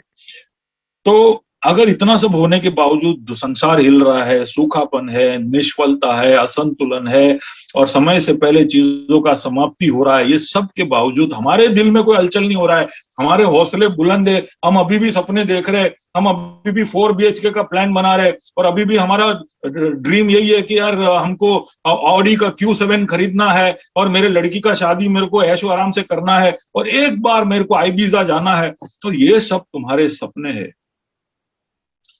तो कहीं ना कहीं ये पाप का छल और दिल की कठोरता की वजह से हम अभी भी ऐसा सोच रहे हैं। हमारी चारों तरफ हम इस तरह का एक प्रीमेच्योर क्लोजर हम देख रहे हैं। संसार में इतने सारे लोग समय से पहले गए हो, ऐसा एक अनुभव हम सबको देके गए हैं कि हमें कई सारे लोग डिनाइल में, ऐसा कैसा हो गया, ऐसे कैसे चले गए, और हम उस घाव को भर नहीं पा रहे। तो ये हमारे चारों तरफ हम देख रहे हैं, इट इज हैपनिंग, हमारे चारों तरफ ये हो रहा है। तो सूखापन, असंतुलन, निष्फलता और एक प्रीमेच्योर, अनुचित समापन, प्रीमेच्योर और इम्प्रॉपर क्लोजर। 5वां चिन्ह उसके 11वें अध्याय, 11वें कलम में हम देख सकते हैं, मैंने तुमसे कई एक को ऐसा उलट दिया, और परमेश्वर ने जैसे सोदोम और उमरा को उलट दिया था, और तुम आग से निकाली हुई लुकटी के समान ठहरे, तो भी तुम मेरी ओर फिरकर ना आए, यहोवा की यही वाणी। यानी तुम्हारे हक का जो था, तुम्हारे मिलकत जो थी, तुम्हारे पास जो पैसा था, नौकरी, जो तुम बोलते थे कि ये सब था तुम्हारा, वो सब प्रभु ने जैसे कि छीन लिया। अब तुम्हारे पास सिर्फ तुम्हारा जान बाकी है, वो भी इतनी बदतर हालत में है कि तुम्हें ऐसा लगता है कि ये ऐसा जीना कैसा जीना। इस हद तक भी हम देखते हैं, हमारे साथ ये सब नहीं हुआ है तो शायद हम इसकी गंभीरता नहीं समझते, लेकिन चारों तरफ ये हो रहा है ना, ये हलचल, इसके बारे में हम पिछले कुछ हफ्तों से बात कर रहे हैं कि the Lord is shaking up, एक हलचल, एक शेकअप वो कर रहा है, जिसकी वजह से सब कुछ जैसे जो हमारा था, हमारे लाइफस्टाइल में बदलाव आ गया, हमारी नौकरियां चली गई, हमारे दोस्त बिछड़ गए, हमारे आदतों में बदलाव ला दिया, हमारे तौर तरीकों में बदलाव आ गया, हमारा मेकअप बदल गया, हमारा ड्रेसअप बदल गया, हमारे शॉपिंग बदल गए, हमारे सब जगह पर एक शेकअप आ गया। ये सब होने के बावजूद इजराइल परमेश्वर की ओर मुड़कर नहीं। और हमारी क्या हालत है? क्या हम मुड़कर आए? क्या हम अब पुरानी गई तो कोई बात नहीं, नई चीजें इकट्ठा करेंगे, ऐसा सोचकर हम बैठे? संसार भर में क्या हो रहा है? सरकारें हिल गई, लीडर हिल गए, राजनीतिक पार्टियां हिल गई, बैंक हिल गए, कंपनी हिल गए, सिस्टम पूरे पूरे प्रक्रियाएं हिल गई, नेटवर्क हिल गए, बजट हिल गए, स्ट्रेटेजी हिल गए, जो फोरकास्ट थे वो हिल गए, प्रोग्राम्स हिल गए, सब कुछ हिल गया। हर कोई वो सब कागजों को देखकर बैठा है, बोलते है अब इसमें करे क्या, हम इसमें अब फोरकास्ट करें क्या, क्योंकि पिछले साल के हिसाब से इस साल का फोरकास्ट बनाते थे। पिछला साल गया पानी में, ये साल गया पानी के ऊपर के पानी में। यानी अब हर कैलकुलेशन में मिस्टेक आ गया है। और प्रतिक्रिया क्या है? ये 4-5 चिन्ह हमने जो देखे वो इजराइल के ऊपर प्रभु ने भेजे। हमारे चारों ओर भी हम ये चिन्हों को देख रहे हैं। वापिस बोलता हूं, सूखापन, असंतुलन, निष्फलता, एक अनुचित समापन और एक शेकअप, एक हलचल, ये सब हमारे चारों ओर होता हम देखते हैं। लेकिन हमारी प्रतिक्रिया क्या है? अब ये चिन्ह जब हो गए हैं तो आमोस की वाणी यही है कि तू तेरे परमेश्वर से मिलने के लिए, उसका सामना करने के लिए तैयार हो जा। ये सब के बाद परमेश्वर अब फेस टू फेस आने वाला है। फेस टू फेस कौन आने वाला है कर हम उसके 13वें आयत में, आमोस चैप्टर 4 वर्स 13, उसमें इस तरह से लिखा है कि देख, पहाड़ों को बनाने वाला और पवन का सिरजने वाला और मनुष्य को उसके मन का विचार बताने वाला और भोर को अंधकार करने वाला और जो पृथ्वी के ऊंचे स्थानों पर चलने वाला है, उसी का नाम सेनाओं का परमेश्वर यहोवा है। इस परमेश्वर का तेरे को सामना करना पड़ेगा। इसमें बहुत ही इंटरेस्टिंग है जो आमोस यहां पर बताता है। देखने वाली चीजों में हमारे लिए सबसे ज्यादा बड़ी चीज है ना, वो पर्वत होता है। जैसे माउंट, कोई हिमालय को हमने देख लिया तो हमारे लिए देख सकते हैं, उन चीजों में सबसे बड़ा है पहाड़। और जो नहीं देख सकते उसमें सबसे ज्यादा ताकतवर है पवन। देखी और अनदेखी चीजों में, पवन के बारे में बताने की जरूरत नहीं है, खाली आप सौराष्ट्र में चले जाओ, पता चलेगा कि पवन क्या कर सकता है ना। हम अमरेली के बहुत सारे परिवारों के साथ ग्रेस परिवार खड़ा है और हमने लगभग वहां पर 35 से 40 परिवारों के लिए मदद भेजी है अमरेली में। और उसके अलावा पोरबंदर नहीं, दीव में कुछ मदद भेजने की तैयारी हम कर रहे हैं। तो ये सब हम कर रहे हैं, ये पवन की वजह से हुआ है। तो देखी अनदेखी चीजों में पहाड़ और पवन का वहां वर्णन है।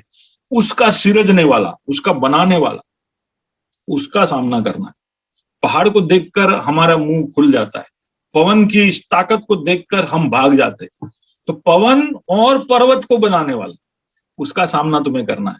द ओमनीपोटेंट क्रिएटर, सर्वशक्तिमान सृष्टिकर्ता के सामने खड़े रहना। कई बार हम परमेश्वर, ओ परमेश्वर, ए पिता परमेश्वर, परमेश्वर इतना बोलते परमेश्वर कि हमें परमेश्वर भी कॉमन लगता है। जैसे हम बहादुर के बारे में बात करते, जैसे हम रमन काका के बारे में बात करते, जैसे हम रमेश भाई के बारे में बात करते, जैसे हम पास्टर जियो के बारे में बात करते, ऐसे ही हम परमेश्वर भी बोल देते हैं, बड़ा इजीली बोल देते हैं। लेकिन आमोस याद दिलाता है, जिस परमेश्वर का सामना करने के लिए मैं उनको चेतावनी दे रहा हूं, वो परमेश्वर पहाड़ से बड़ा और तौकते से भी ज्यादा सामर्थ्यशाली है।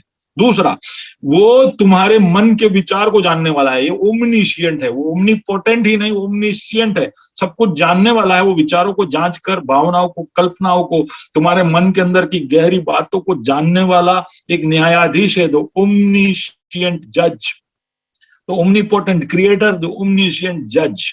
फिर कहता है कि वो भोर को अंधकार करने वाला, और यानी अच्छे अच्छे समय को, भोर यानी सुबह सुबह, अभी सूरज उगा ही होता है और अंधकार हो गया समझो, यानी और दूसरा वो कहता है कि पृथ्वी के ऊंचे स्थानों पर चलने वाला, यानी कहीं ना कहीं प्रभु हर जगह पर पहुंच जाता है और हर कुछ कर सकता है, और एक तरह के इक्वालिटी, यहाँ पर ऊंच और नीच और अंधकार और भोर को सब दिखाकर हमारे समाज के अंदर जो इनइक्वालिटी है, जहां पर कुछ अमीर है, कुछ गरीब है, कुछ ऊंचे है, कुछ नीचे है, ये सबको दिखाया जा रहा है। कुछ की हालत अच्छी है, कुछ की खराब है, वो सबको बताकर कह रहा है कि प्रभु हर जगह पर है और वो जहां कहीं भी है वहां कुछ भी कर सकता है। द ओमनीप्रेजेंट इक्वलाइजर, एक समान अंतर लेकर आने वाला सर्वव्यापी परमेश्वर। भूलना नहीं किसका सामना करने की तैयारी की चेतावनी मैं दे रहा हूं। He is omnipotent, omniscient, omnipresent. He is a creator, he is a judge, he is an equalizer. सबको समान अंतर करके रख देगा। तुम मेरा पापा, मेरा दादा, मेरा पोता करके बैठ नहीं सकते हो। मैं मेरा फलाना चर्च का हूँ, मेरा इतना मेरा हेरिटेज है, मैं वर्शिप का लीडर हूँ, मैं लाइफ स्टाइल का लीडर हूँ, ऐसा कुछ बोल नहीं पाओगे। मैं इतने समय से इतना बाइबल पढ़ता हूँ, इतना प्रार्थना, कुछ नहीं बोल पाओगे। समान अंतर कर कर हर गहराई वाले सोच को समझने वाला और हर तरह के सामर्थ्य को रखने वाले परमेश्वर के सामने हमको खड़ा होने के लिए तैयार होना है। अब जब ये पूरे विभाग को हम नए नियम के अंदर के एक विभाग के साथ तुलना करते हैं, तो यीशु मसीह जो आखिर में मत्ती रचित सुसमाचार उसके 24वें अध्याय, मैथ्यू चैप्टर 24-25 में, वो उसके दूसरे आगमन के विषय में हमको बताता है। तो उस मैथ्यू चैप्टर 24 के वर्णन को हम देखेंगे और आमोस के 4थे अध्याय के साथ देखेंगे, तो ये सारे चिन्ह और वो सारे चिन्ह, वहां पर चेले यीशु को पूछते हैं कि प्रभु तेरे आने का चिन्ह क्या होगा, तो करके चिन्ह बताता है। तो वहां पर भी हम देखेंगे, वहां पर भी सूखापन, वहां पर भी असंतुलन, वहां पर भी हलचल, वहां पर भी निष्फलता, वहां पर भी एक समापन, ये सब हम देख पाएंगे। उसके झलक अलग अलग शब्दों में वहां दिखाई देगा। लेकिन ये पूरा वर्णन मेरे वापस लौट कर आने का चिन्ह, एक ऐसा समय जब तुम मेरा सामना करोगे, उस दिन से पहले ये सारी बातें होगी। लेकिन उस दिन के लिए तैयारी कैसे करनी है कर भी यीशु वहां पर बताता है, और 3 दृष्टांत वहां पर बताता है। बहुत ही अनोखा एक सीख हमको वहां से मिल सकता है। पहला दृष्टांत, वहां पर 3 दृष्टांत है। मैथ्यू चैप्टर 24 वर्स 45 जब पढ़ोगे तो सारे चिन्ह बताने के बाद यीशु इस तरह से कहता है कि इसलिए तुम भी तैयार रहो, क्योंकि जिस घड़ी के विषय में तुम सोचते भी नहीं हो, उसी घड़ी मनुष्य का पुत्र आ जाएगा, तुम्हें उसका सामना कर लेना पड़ेगा, इसलिए तुम तैयार रहो। कौन कह रहा है? यीशु कह रहा है। ये सारे चिन्ह जब तुमको दिखने लगे चारों ओर, तुम तैयार हो जाओ। अब ये सब बातें तो हम कई महीनों से सुन रहे हैं कि तैयार होना है भैया, बराबर है, बात सब सही है, लेकिन ये चिन्ह एक और बार गौर करने पर और इसके अंदर की बातों के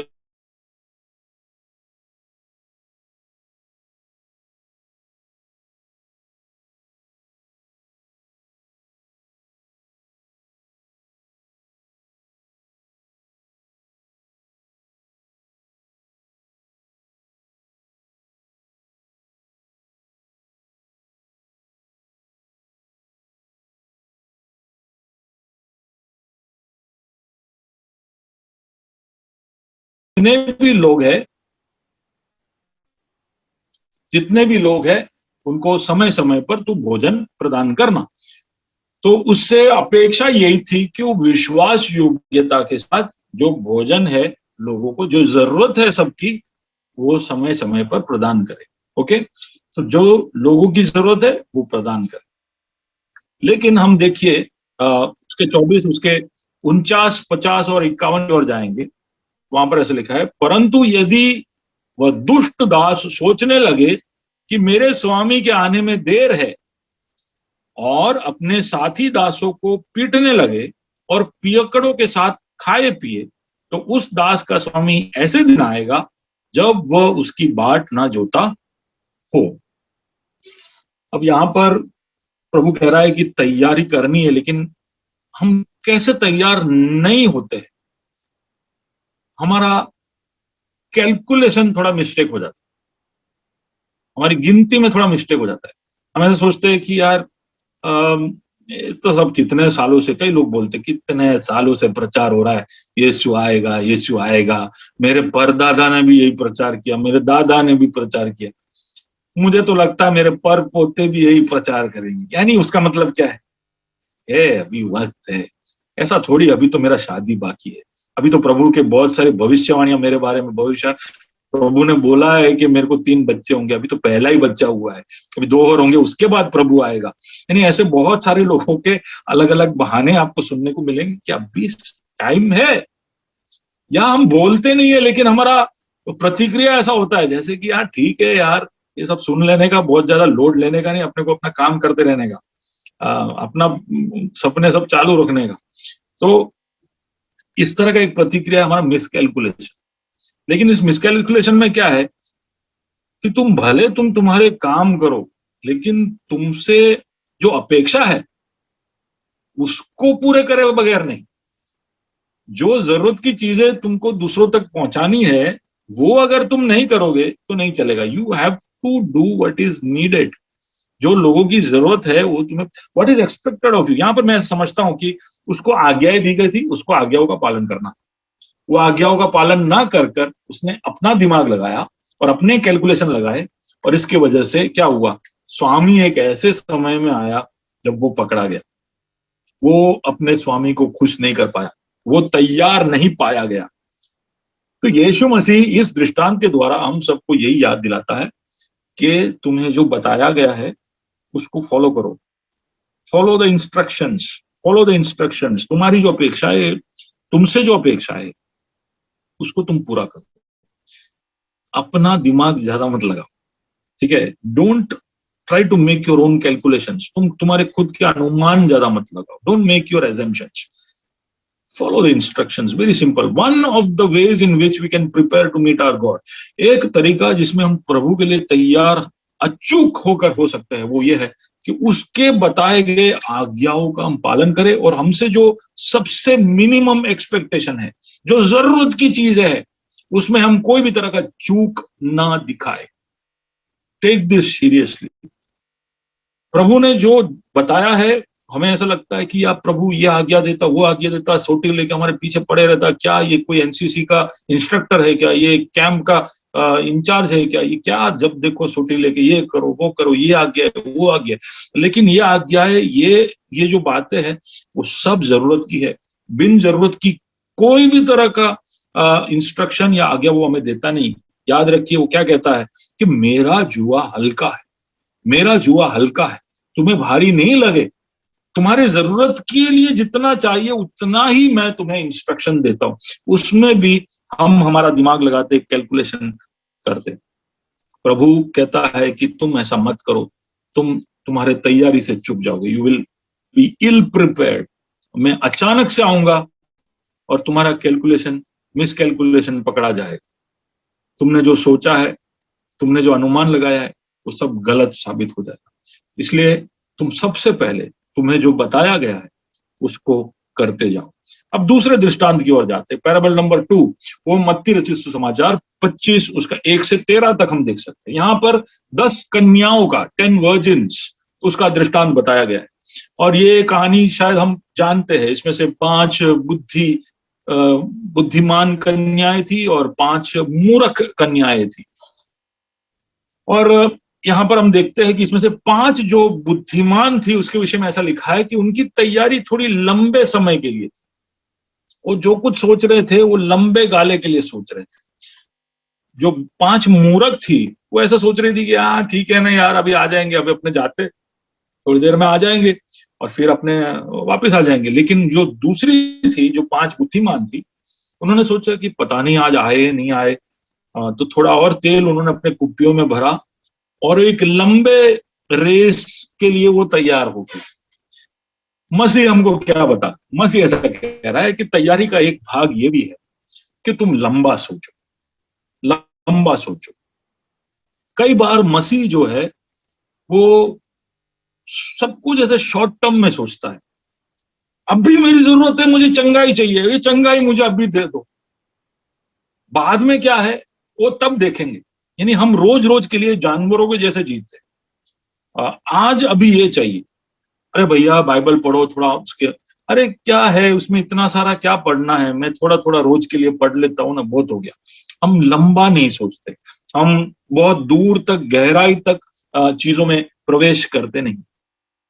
हमारा प्रिपरेशन सब शैलो है, सब सुपरफिशियल है, सब कर्सरी है।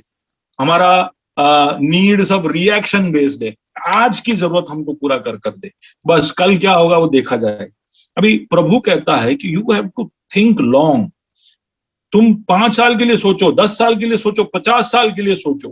तुम लंबे रेस के घोड़े हो तो उसके लिए सोचो, उसके लिए तैयारी करो। जब उस तरह से सोचोगे तो धीरज भी होगा, उस तरह से सोचोगे तो हर तरह की चीजों के बारे में पहले से सोचकर तुम तैयारी भी करोगे। उसी में बुद्धि है, उसी में बुद्धि है। अब ये जो कहानी हम पढ़ते तो कई बार ऐसा लगता है कि इनकी गलती ये थी कि ये सब ऊँग गए थे, ये लोग सो गए थे। लेकिन कहानी आप पढ़ोगे तो आपको पता चलेगा कि 10 ऊँग गए थे, 10 सो गए थे। उसमें बुद्धिमान भी सो गए थे और जो मूर्ख थे वो भी सो गए थे। कई बार जब दुनिया भर में कलीसियाएं मिलकर प्रार्थनाएं करती है तो इस तरह से कहते हैं प्रभु का आगमन नजदीक है और एक बहुत बड़ा जागृति, बहुत बड़ा बेदारी पूरा संसार में आने वाला है। लेकिन इस दृष्टांत के आधार पर जब मैं प्रभु के आगमन के समय के विषय में देखता हूं तो मुझे ऐसा लगता है कि कोई बेदारी आने वाला नहीं है। जब प्रभु आ रहा होगा ना तो उसका कलीसिया ऊँग रहा होगा, उसका कलीसिया सो रहा होगा और अचानक से अनाउंसमेंट होगा कि प्रभु आने वाला है और लास्ट मिनट हलचल, उसमें 50% बच जाएंगे, 50% भागेंगे कुप्पियों में तेल भरने के लिए। अब समझ रहे हो मैं क्या कह रहा हूं? कहीं ना कहीं एक अपेक्षा ऐसी है कि यार अभी समय है, अभी तो अंतिम बेदारी आएगा, उस बेदारी में हम हमारे तैयारी को कर लेंगे। यार अभी टाइम है, अभी तो ये पैंडेमिक हो। कई लोगों को, मैंने पास्टरों को ये बोलते सुना है कि ये पैंडेमिक खत्म होगा और उसके बाद आप देखो इंडिया रेडी हो रहा है, एक ऐसा जागृति आएगा, ऐसा जागृति आएगा कि कश्मीर से लेकर कन्याकुमारी तक लोग लाइन लगाएंगे, चर्च के बाहर खड़े होंगे। अरे ऐसा हो तो आमीन, प्रभु का यही योजना है तो होने दो। लेकिन दृष्टांत से तो ऐसा लगता है कि कलीसिया ऊँग रहा हो। समझ रहे हो? ये सब चिन्ह आते गए पर तुम मेरी तरफ मुड़कर नहीं आए। ये यहोवा की वाणी है, तुम मुड़कर नहीं आए। अब ये 5 जो मूर्ख जो रह गए वो दुकान में तेल लेने के लिए भागे, मिला नहीं मिला हमें पता नहीं, ये लौट कर आए तब तक द्वार बंद हो चुका था। वो खटखटाते बोलते कि स्वामी हमको अंदर आने दो, तो अंदर से आवाज आती मैं तुम्हें नहीं जानता। पर ऐसा बोलने से पहले कहीं ना कहीं मैं समझता हूं कि कन्याओं के साथ ये हुआ कि कन्या उसे नहीं जानते थे, कन्या उसे जानते नहीं थे कि वो आएगा, वो देर होगा तो भी आएगा, और इस हिसाब से वो तैयारी नहीं किए। कहीं ना कहीं हम प्रभु को जो जानते हैं उसमें कमी है, उसमें कमजोरी है, उसमें घाटी है, और इसके लिए कई बार हम चूक जाते। यहां पर कन्याएं जो है उस उत्सव को चूक गई। पहले दृष्टांत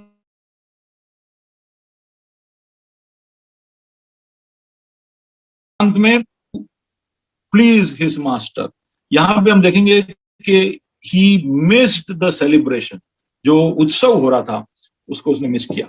और प्रभु यहां पर हमसे इस दृष्टांत के द्वारा क्या कह रहा है कि लंबा सोचो, लंबा सोचो। जो भी चीज में तुम प्रवेश करो उसकी गहराइयों में जाओ। आराधना में गहराई में जाओ, प्रार्थना में उसकी गहराई में जाओ, वचन में उसकी गहराई में जाओ, विश्वास के जीवन में लंबा सोचो कि मुझे 10 साल विश्वास में रहना है, मुझे मेरे नीचे और विश्वासी आत्मिक बालकों को उत्पन्न करना है, उनके भी बच्चे होने चाहिए।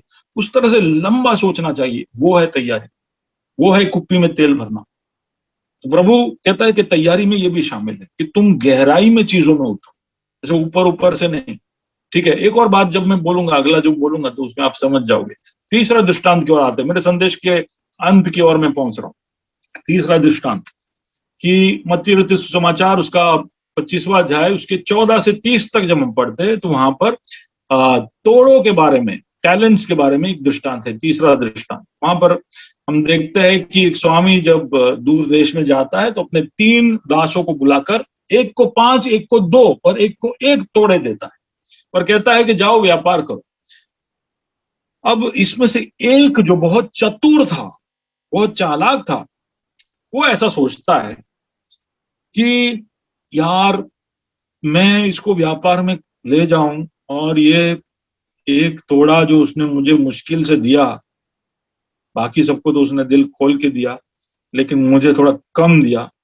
अब वो तो 5 में से 1 जाएगा तो वांदा नहीं, उसके साथ 4 बचेगा, और 2 में से 1 जाएगा वांदा नहीं, तो मेरे पास तो 1 ही है, वो 1 भी चला गया तो फिर वो आके मेरी बैंड बजाएगा।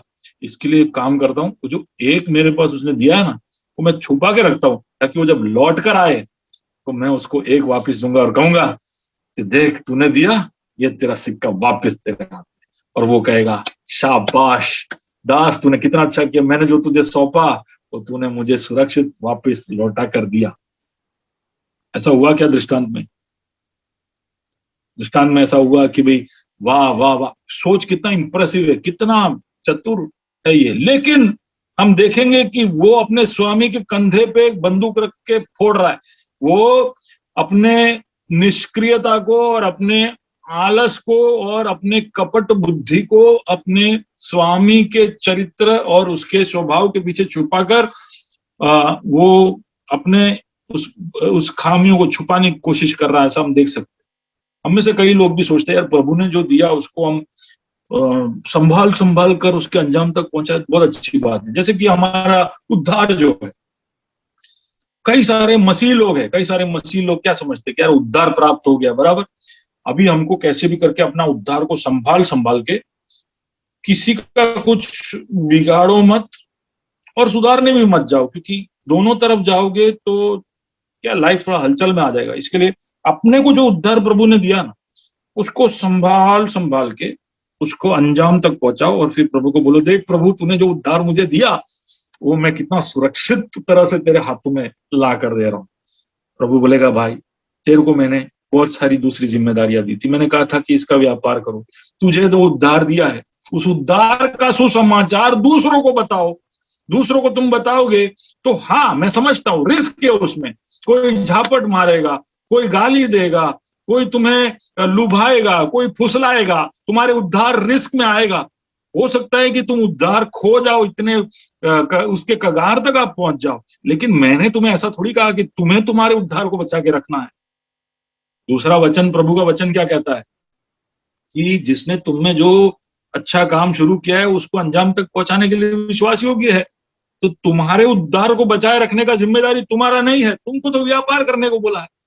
मैं एक दृष्टांत आपको बता कि तुम्हें जो उद्धार मिला है उसका व्यापार करो। उसका मतलब है कि दूसरों को सुसमाचार सुनाओ, दूसरों को बताओ, लेकिन हम नहीं करेंगे। क्यों? क्योंकि उसमें बहुत रिस्क है, क्योंकि उसमें डोक बार डालेंगे और शैतान एक गरजते हुए सी के नाई चारों ओर घूम रहा है, जो डोक डालेगा उसका डोक बचका भरने के लिए।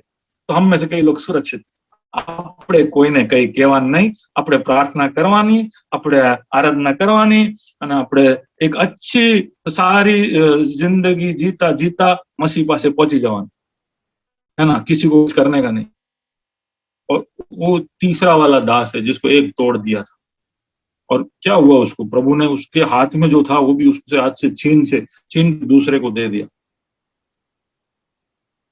सबसे अच्छी तैयारी ये रहेगी कि हमें हमारे रूटीन्स में हम रहे और प्रभु ने हमें जो सौंपा है, जो कुछ भी हो, उद्धार हो, पैसा हो, कुछ भी हो, तो सबको हम काम पे लगाए। हम आलस और बहानों के पीछे छुपकर, हम प्रभु के प्रतिनिधि है इस पृथ्वी पर। जो प्रभु पृथ्वी पर करना चाहता है अब वो राह देख रहा है कि हम उसे करें, उसमें हम छुप कर ना बैठे, जो करना है उसको करते जाए, आज्ञाओं का पालन करे, लंबा सोचे, और प्रभु ने हमें जो भी तालन तोड़, जो भी काबिलियतें दी है उसको व्यापार में लगाए। क्यों?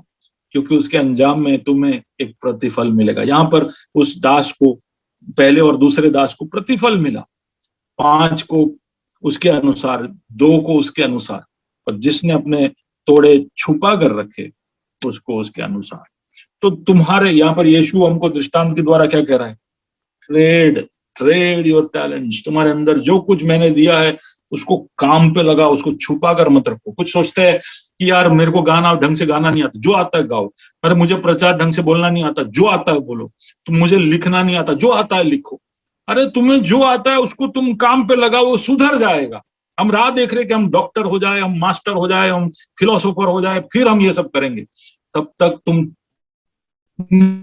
ऊंचाई पर चले जाओगे कि गहराई में जो पड़े उनको उठाने के लिए तुम्हारा सोच ही तैयार नहीं करेगा। मैं मेरे संदेश क्या करा था, मैंने क्या क्या बताया? 5 चिन्हों के बारे में पहले मैंने बताया। सूखापन, असंतुलन, निष्फलता, एक अनुचित समापन और हलचल। ये 5 चिन्हों के द्वारा इजराइल मुड़ा नहीं, कई बार हम भी मुड़ते नहीं। लेकिन ये सारे चिन्ह खत्म होने के बाद क्या हो रहा है? प्रभु सामना करने के लिए आ रहा है। कौन है? सर्व सामर्थी, सर्व ज्ञानी और सर्वव्यापी परमेश्वर। और उसका जब हम सामना करते हैं तो इन चिन्हों के आधार पर, मत्ती रचित सुसमाचार 24-25 के आधार पर हमने 3 दृष्टांतों को देखा जहां पर तैयारी किस तरह से की जाए उसके बारे में यीशु खुद हमको बताता है। पहला तैयारी के विषय में वो इस तरह से कहता है कि तुम्हें जो आज्ञाएं दी गई है, तुम्हें जो बताया गया है, उसको तुम विश्वास योग्यता के साथ करते जाओ तो तुम मुझे खुश कर पाओगे। दूसरे दृष्टांत में वो कहता है कि तुम लंबा सोचकर धीरज रखोगे, मुझ पर भरोसा रखोगे और बने रहोगे तो तुम मेरे उत्सव में सहभागी हो पाओगे। इसलिए लंबा सोचो, गहरा सोचो। और तीसरे दृष्टांत के आधार पर वो हमसे कहता है कि मैंने तुम्हें जो कुछ भी दिया है उसका व्यापार करो, उसका उपयोग करो, उसको दबाए ना रखो, क्योंकि ऐसा करने से ही तुम्हें प्रतिफल मिलेगा। तुम मुझे खुश करो, तुम मेरे उत्सव में शामिल हो जाओ और मुझसे प्रतिफल पाओ। अब आमोस 5वें अध्याय की ओर हम लौट कर आते हैं और ये मेरा कंक्लूजन है। और वहां पर 5 और उसके 4 और 5 में इस तरह से कहता है, यहोवा इस्राएल के घराने से यूं कहता है, मेरी खोज में लगो तब जीवित रहोगे। मेरी खोज में लगो तब जीवित रहोगे। मुझे खोजो, मुझे खोजो। ये मेरे अगले हफ्ते का संदेश है, लेकिन इसका एक वहां पर मैं डालकर एक हुक जैसा डालकर मैं आगे बढ़ूंगा। वहां पर इस तरह से लिखा है कि बेतेल की खोज में ना लगो, गिलगाल में प्रवेश ना करो और ना बेरशेबा में जाओ। इसके ऊपर हम अगले हफ्ते देखेंगे। लेकिन वहां पर कहता है कि तुम बेतेल मत जाओ, गिलगाल मत जाओ, बेरशेबा मत जाओ, तुम मुझे खोजो। हम कई बार दूसरी चीजों की खोज में लग जाते। प्रभु बोलते तुम मुझे खोजो, तुम खोजोगे तब जीवित रहोगे। जीवित रहने के वास्ते, तुम्हारे उद्धार के वास्ते तुम मुझे खोजो, और तुम ऐसा करोगे तो तुम मेरे सामने लज्जित हुए बगैर, पहला यूहन्ना 2 और उसका 28 जो पिछले हफ्ते मैंने पढ़ा, निदान हे बालको उसमें बने रहो, जब वो प्रकट हो तो हम में हियाव हो और हम उसके आने पर उसके सामने लज्जित ना हो। तो इसके विषय में हम आगे अगले हफ्ते देखेंगे। लेकिन आज के इस आधार पर हमारे प्रभु का सामना करने के लिए क्या हम तैयार है कि नहीं, हमारे परिवार तैयार है कि नहीं, हमारे बच्चे तैयार है कि नहीं, हमारा कलीसिया तैयार है कि नहीं, हर एंगल से सोचने की जरूरत है। चिन्ह चारों तरफ हमारे है और वो बताता है कि वो अब हमारे सामने आने के लिए पूरी तैयारी कर चुका है। क्या हम उसका सामना करने के लिए तैयार है या नहीं? क्या हम आज्ञाओं का पालन कर रहे हैं? क्या हम लंबा सोचकर प्रभु के पीछे है कि हमारी छोटी छोटी आजकल की जरूरतें पूरी करते करते हम एक जानवरों की जैसी जिंदगी जी रहे, या हम प्रभु ने हमें जो कुछ भी सौंपा है उसका उपयोग सही ढंग से कर रहे हैं ताकि उससे प्रतिफल मिले? ये 3 बातें तैयारी के विषय में यीशु मसीह ने खुद कही थी। हम अपना जीवनों को परखें और हम प्रभु के लिए अपनी तैयारी करें। आइए हम प्रार्थना करें, आइए आंखों को झुकाएं। सारे विषयों के ऊपर पता नहीं इसमें से कौन सा बात आपको छू रहा था, कौन सा बात आपको ऐसा लगा कि ये मुझसे बात हो रही थी, कौन से बात को लेकर आप अपने आप को समर्पित करना चाहते हैं। प्रभु का आत्मा आपसे बात करे, प्रभु की आत्मा जो कोई विषय है उसको लेकर आपसे आपके साथ एक एनकाउंटर, मुठभेड़ करे, ताकि आप प्रभु के सामने आने के लिए तैयार हो जाओ। हम सकुटुंब नहीं, हम सकलीसिया नहीं प्रभु के सामने खड़े होने वाले हैं, हम अकेले अकेले प्रभु के सामने खड़े होने वाले हैं। किसके सामने? जो सर्व सामर्थी है, जो हमारा रचेता है, जो सर्व ज्ञानी है, और जो हमारा न्यायाधीश है, और जो सर्वव्यापी है, जो हर जगह तक पहुंच जाने वाला है और एक सब समानांतर सबके अंदर लेकर आने वाला है। ऐसे प्रभु के सामने हम खड़े होने वाले हैं। तो तब क्या हम हमारे आंखों को उठा पाएंगे? क्या हमारे सरों को हम सीधा रख पाएंगे कि फिर हम लज्जित होकर उसके सामने खड़े रहेंगे? ऐसा कुछ भी हमारे साथ ना हो। इसके लिए हम हमारे जीवनों का निरीक्षण करें, हम अपने आप को तैयार करें, समर्पित करें।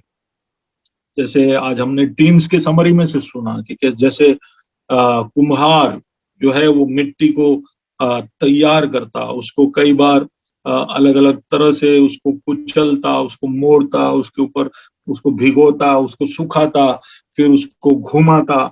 तरह तरह की परेशानियां हमारे जीवन में आती है, लेकिन उसके अंत में वो हमें एक बहुत ही सुंदर सा घड़ा बनाने की कोशिश में है। तो क्या हम उसके साथ सहकार कर रहे हैं? क्या हम तैयार हो रहे हैं? इन चिन्हों के बीच में क्या हम हमारे आत्मा को, हमारे मन को, हमारे दिल को, हमारे जीवन के हर पहलू को उसके इच्छा के अनुसार तैयार कर रहे हैं कि नहीं, वो देखने की जरूरत है। हर कोई एक समर्पण का प्रार्थना जहां कहीं भी है वहां पर शांत होकर प्रभु से बात करते हुए करे। प्रभु जी हमारी मदद करना कि हम अपने आप को तैयार कर पाए, तैयार कर पाए। तैयारी के विषय में 3 बातों को तूने हमको बताया कि किस तरह से प्रभु जी जो इंस्ट्रक्शंस, जो आज्ञाएं तूने दी है उसके अनुसार हम जो जरूरत की चीजें वो करते रहे, तेरे आज्ञाओं का पालन करते रहे, उसमें कोई भी तरह की अलग गिनती हम ना करें, हम हमारी अक्ल ना लगाए, और हम करते रहे ताकि हम तुझे खुश कर पाए। वही नहीं, हमने ये भी देखा कि किस तरह से हम लंबा सोचे, दूर तक की सोचे, अपने आप को हर तरह की परिस्थिति के लिए तैयार करें। हम ऐसा ना सोचने लगे कि प्रभु हमारे अनुसार सब करेगा। हम हर चीज के लिए तैयारी रखें, हर चीज के लिए हम तैयार हो जाए। उसके लिए प्रभु जी हमारी मदद करना, तभी हम उत्सव में शामिल हो पाएंगे। और ये भी हमने देखा कि जो कुछ तूने हमको दिया है उसका हम व्यापार करें, हम बांटे, दूसरों को दे। उससे शायद नुकसान हो सकता है, उससे शायद प्रभु जी हमें घटी उस समय के लिए हो सकती है, लेकिन हम व्यापार करेंगे और तू जब आकर हमारा लेखा लेगा तब हम फायदे में ही रहेंगे। हम जब विश्वास योग्यता के साथ व्यापार करेंगे तू नुकसान होने नहीं देगा। हम हमारे आलस को, हमारी निष्क्रियता को छुपाए ना और छुपाने की कोशिश ना करें, हम हमारी चतुराई और चालाकी का इस्तेमाल ना करें, पर जो तू हमसे अपेक्षा रखता है वो हम करते जाए। इसके लिए हम सबकी तू मदद करना। हमारे बीच में आए हुए सबको तेरे हाथों में सौंपते, उनकी जिंदगी की अलग अलग पहलू परिस्थितियों में, उनके नौकरी के क्षेत्रों में, घर में हो, उनके बच्चे, जितने भी जवान हमारे बीच में है, हमारी बहनें, हमारे वृद्ध, हमारे बीच में जो बीमार है, जो चंगे हो चुके हैं, प्रभु जी अलग अलग परिस्थितियों में जो लोग हैं सबको तेरे हाथों में सौंपते हैं। हमारे दूसरे कैंपसेस के हमारे मित्रगण, हमारे भाई बहन, हमारे पास्टर्स, हमारे लीडर्स, सबको भी तेरे हाथों में सौंपते। हमारे राज्य को, हमारे देश को, हमारे इस पूरे संसार को तेरे हाथों में सौंपते हैं। राज्य भर के और देश भर की कलीसियाओं को तेरे हाथों में सौंपते। हम सबके अंदर प्रभु जी एक जागृति तू व्यक्तिगत रूप से, पारिवारिक रूप से लेकर आना, ताकि हम सब तेरे आगमन के लिए तैयार रहे, हम सब तेरा सामना करने के लिए तैयार हो जाए। प्रार्थना सुना इसके लिए धन्यवाद। यीशु मसीह के नाम से इस दुआ को मांगते हैं, आमीन। पिता परमेश्वर का प्रेम, यीशु मसीह का अनुग्रह, पवित्र आत्मा की संगति और सहभागिता हम सबके साथ हमेशा हमेशा होती रहे। आमीन, आमीन।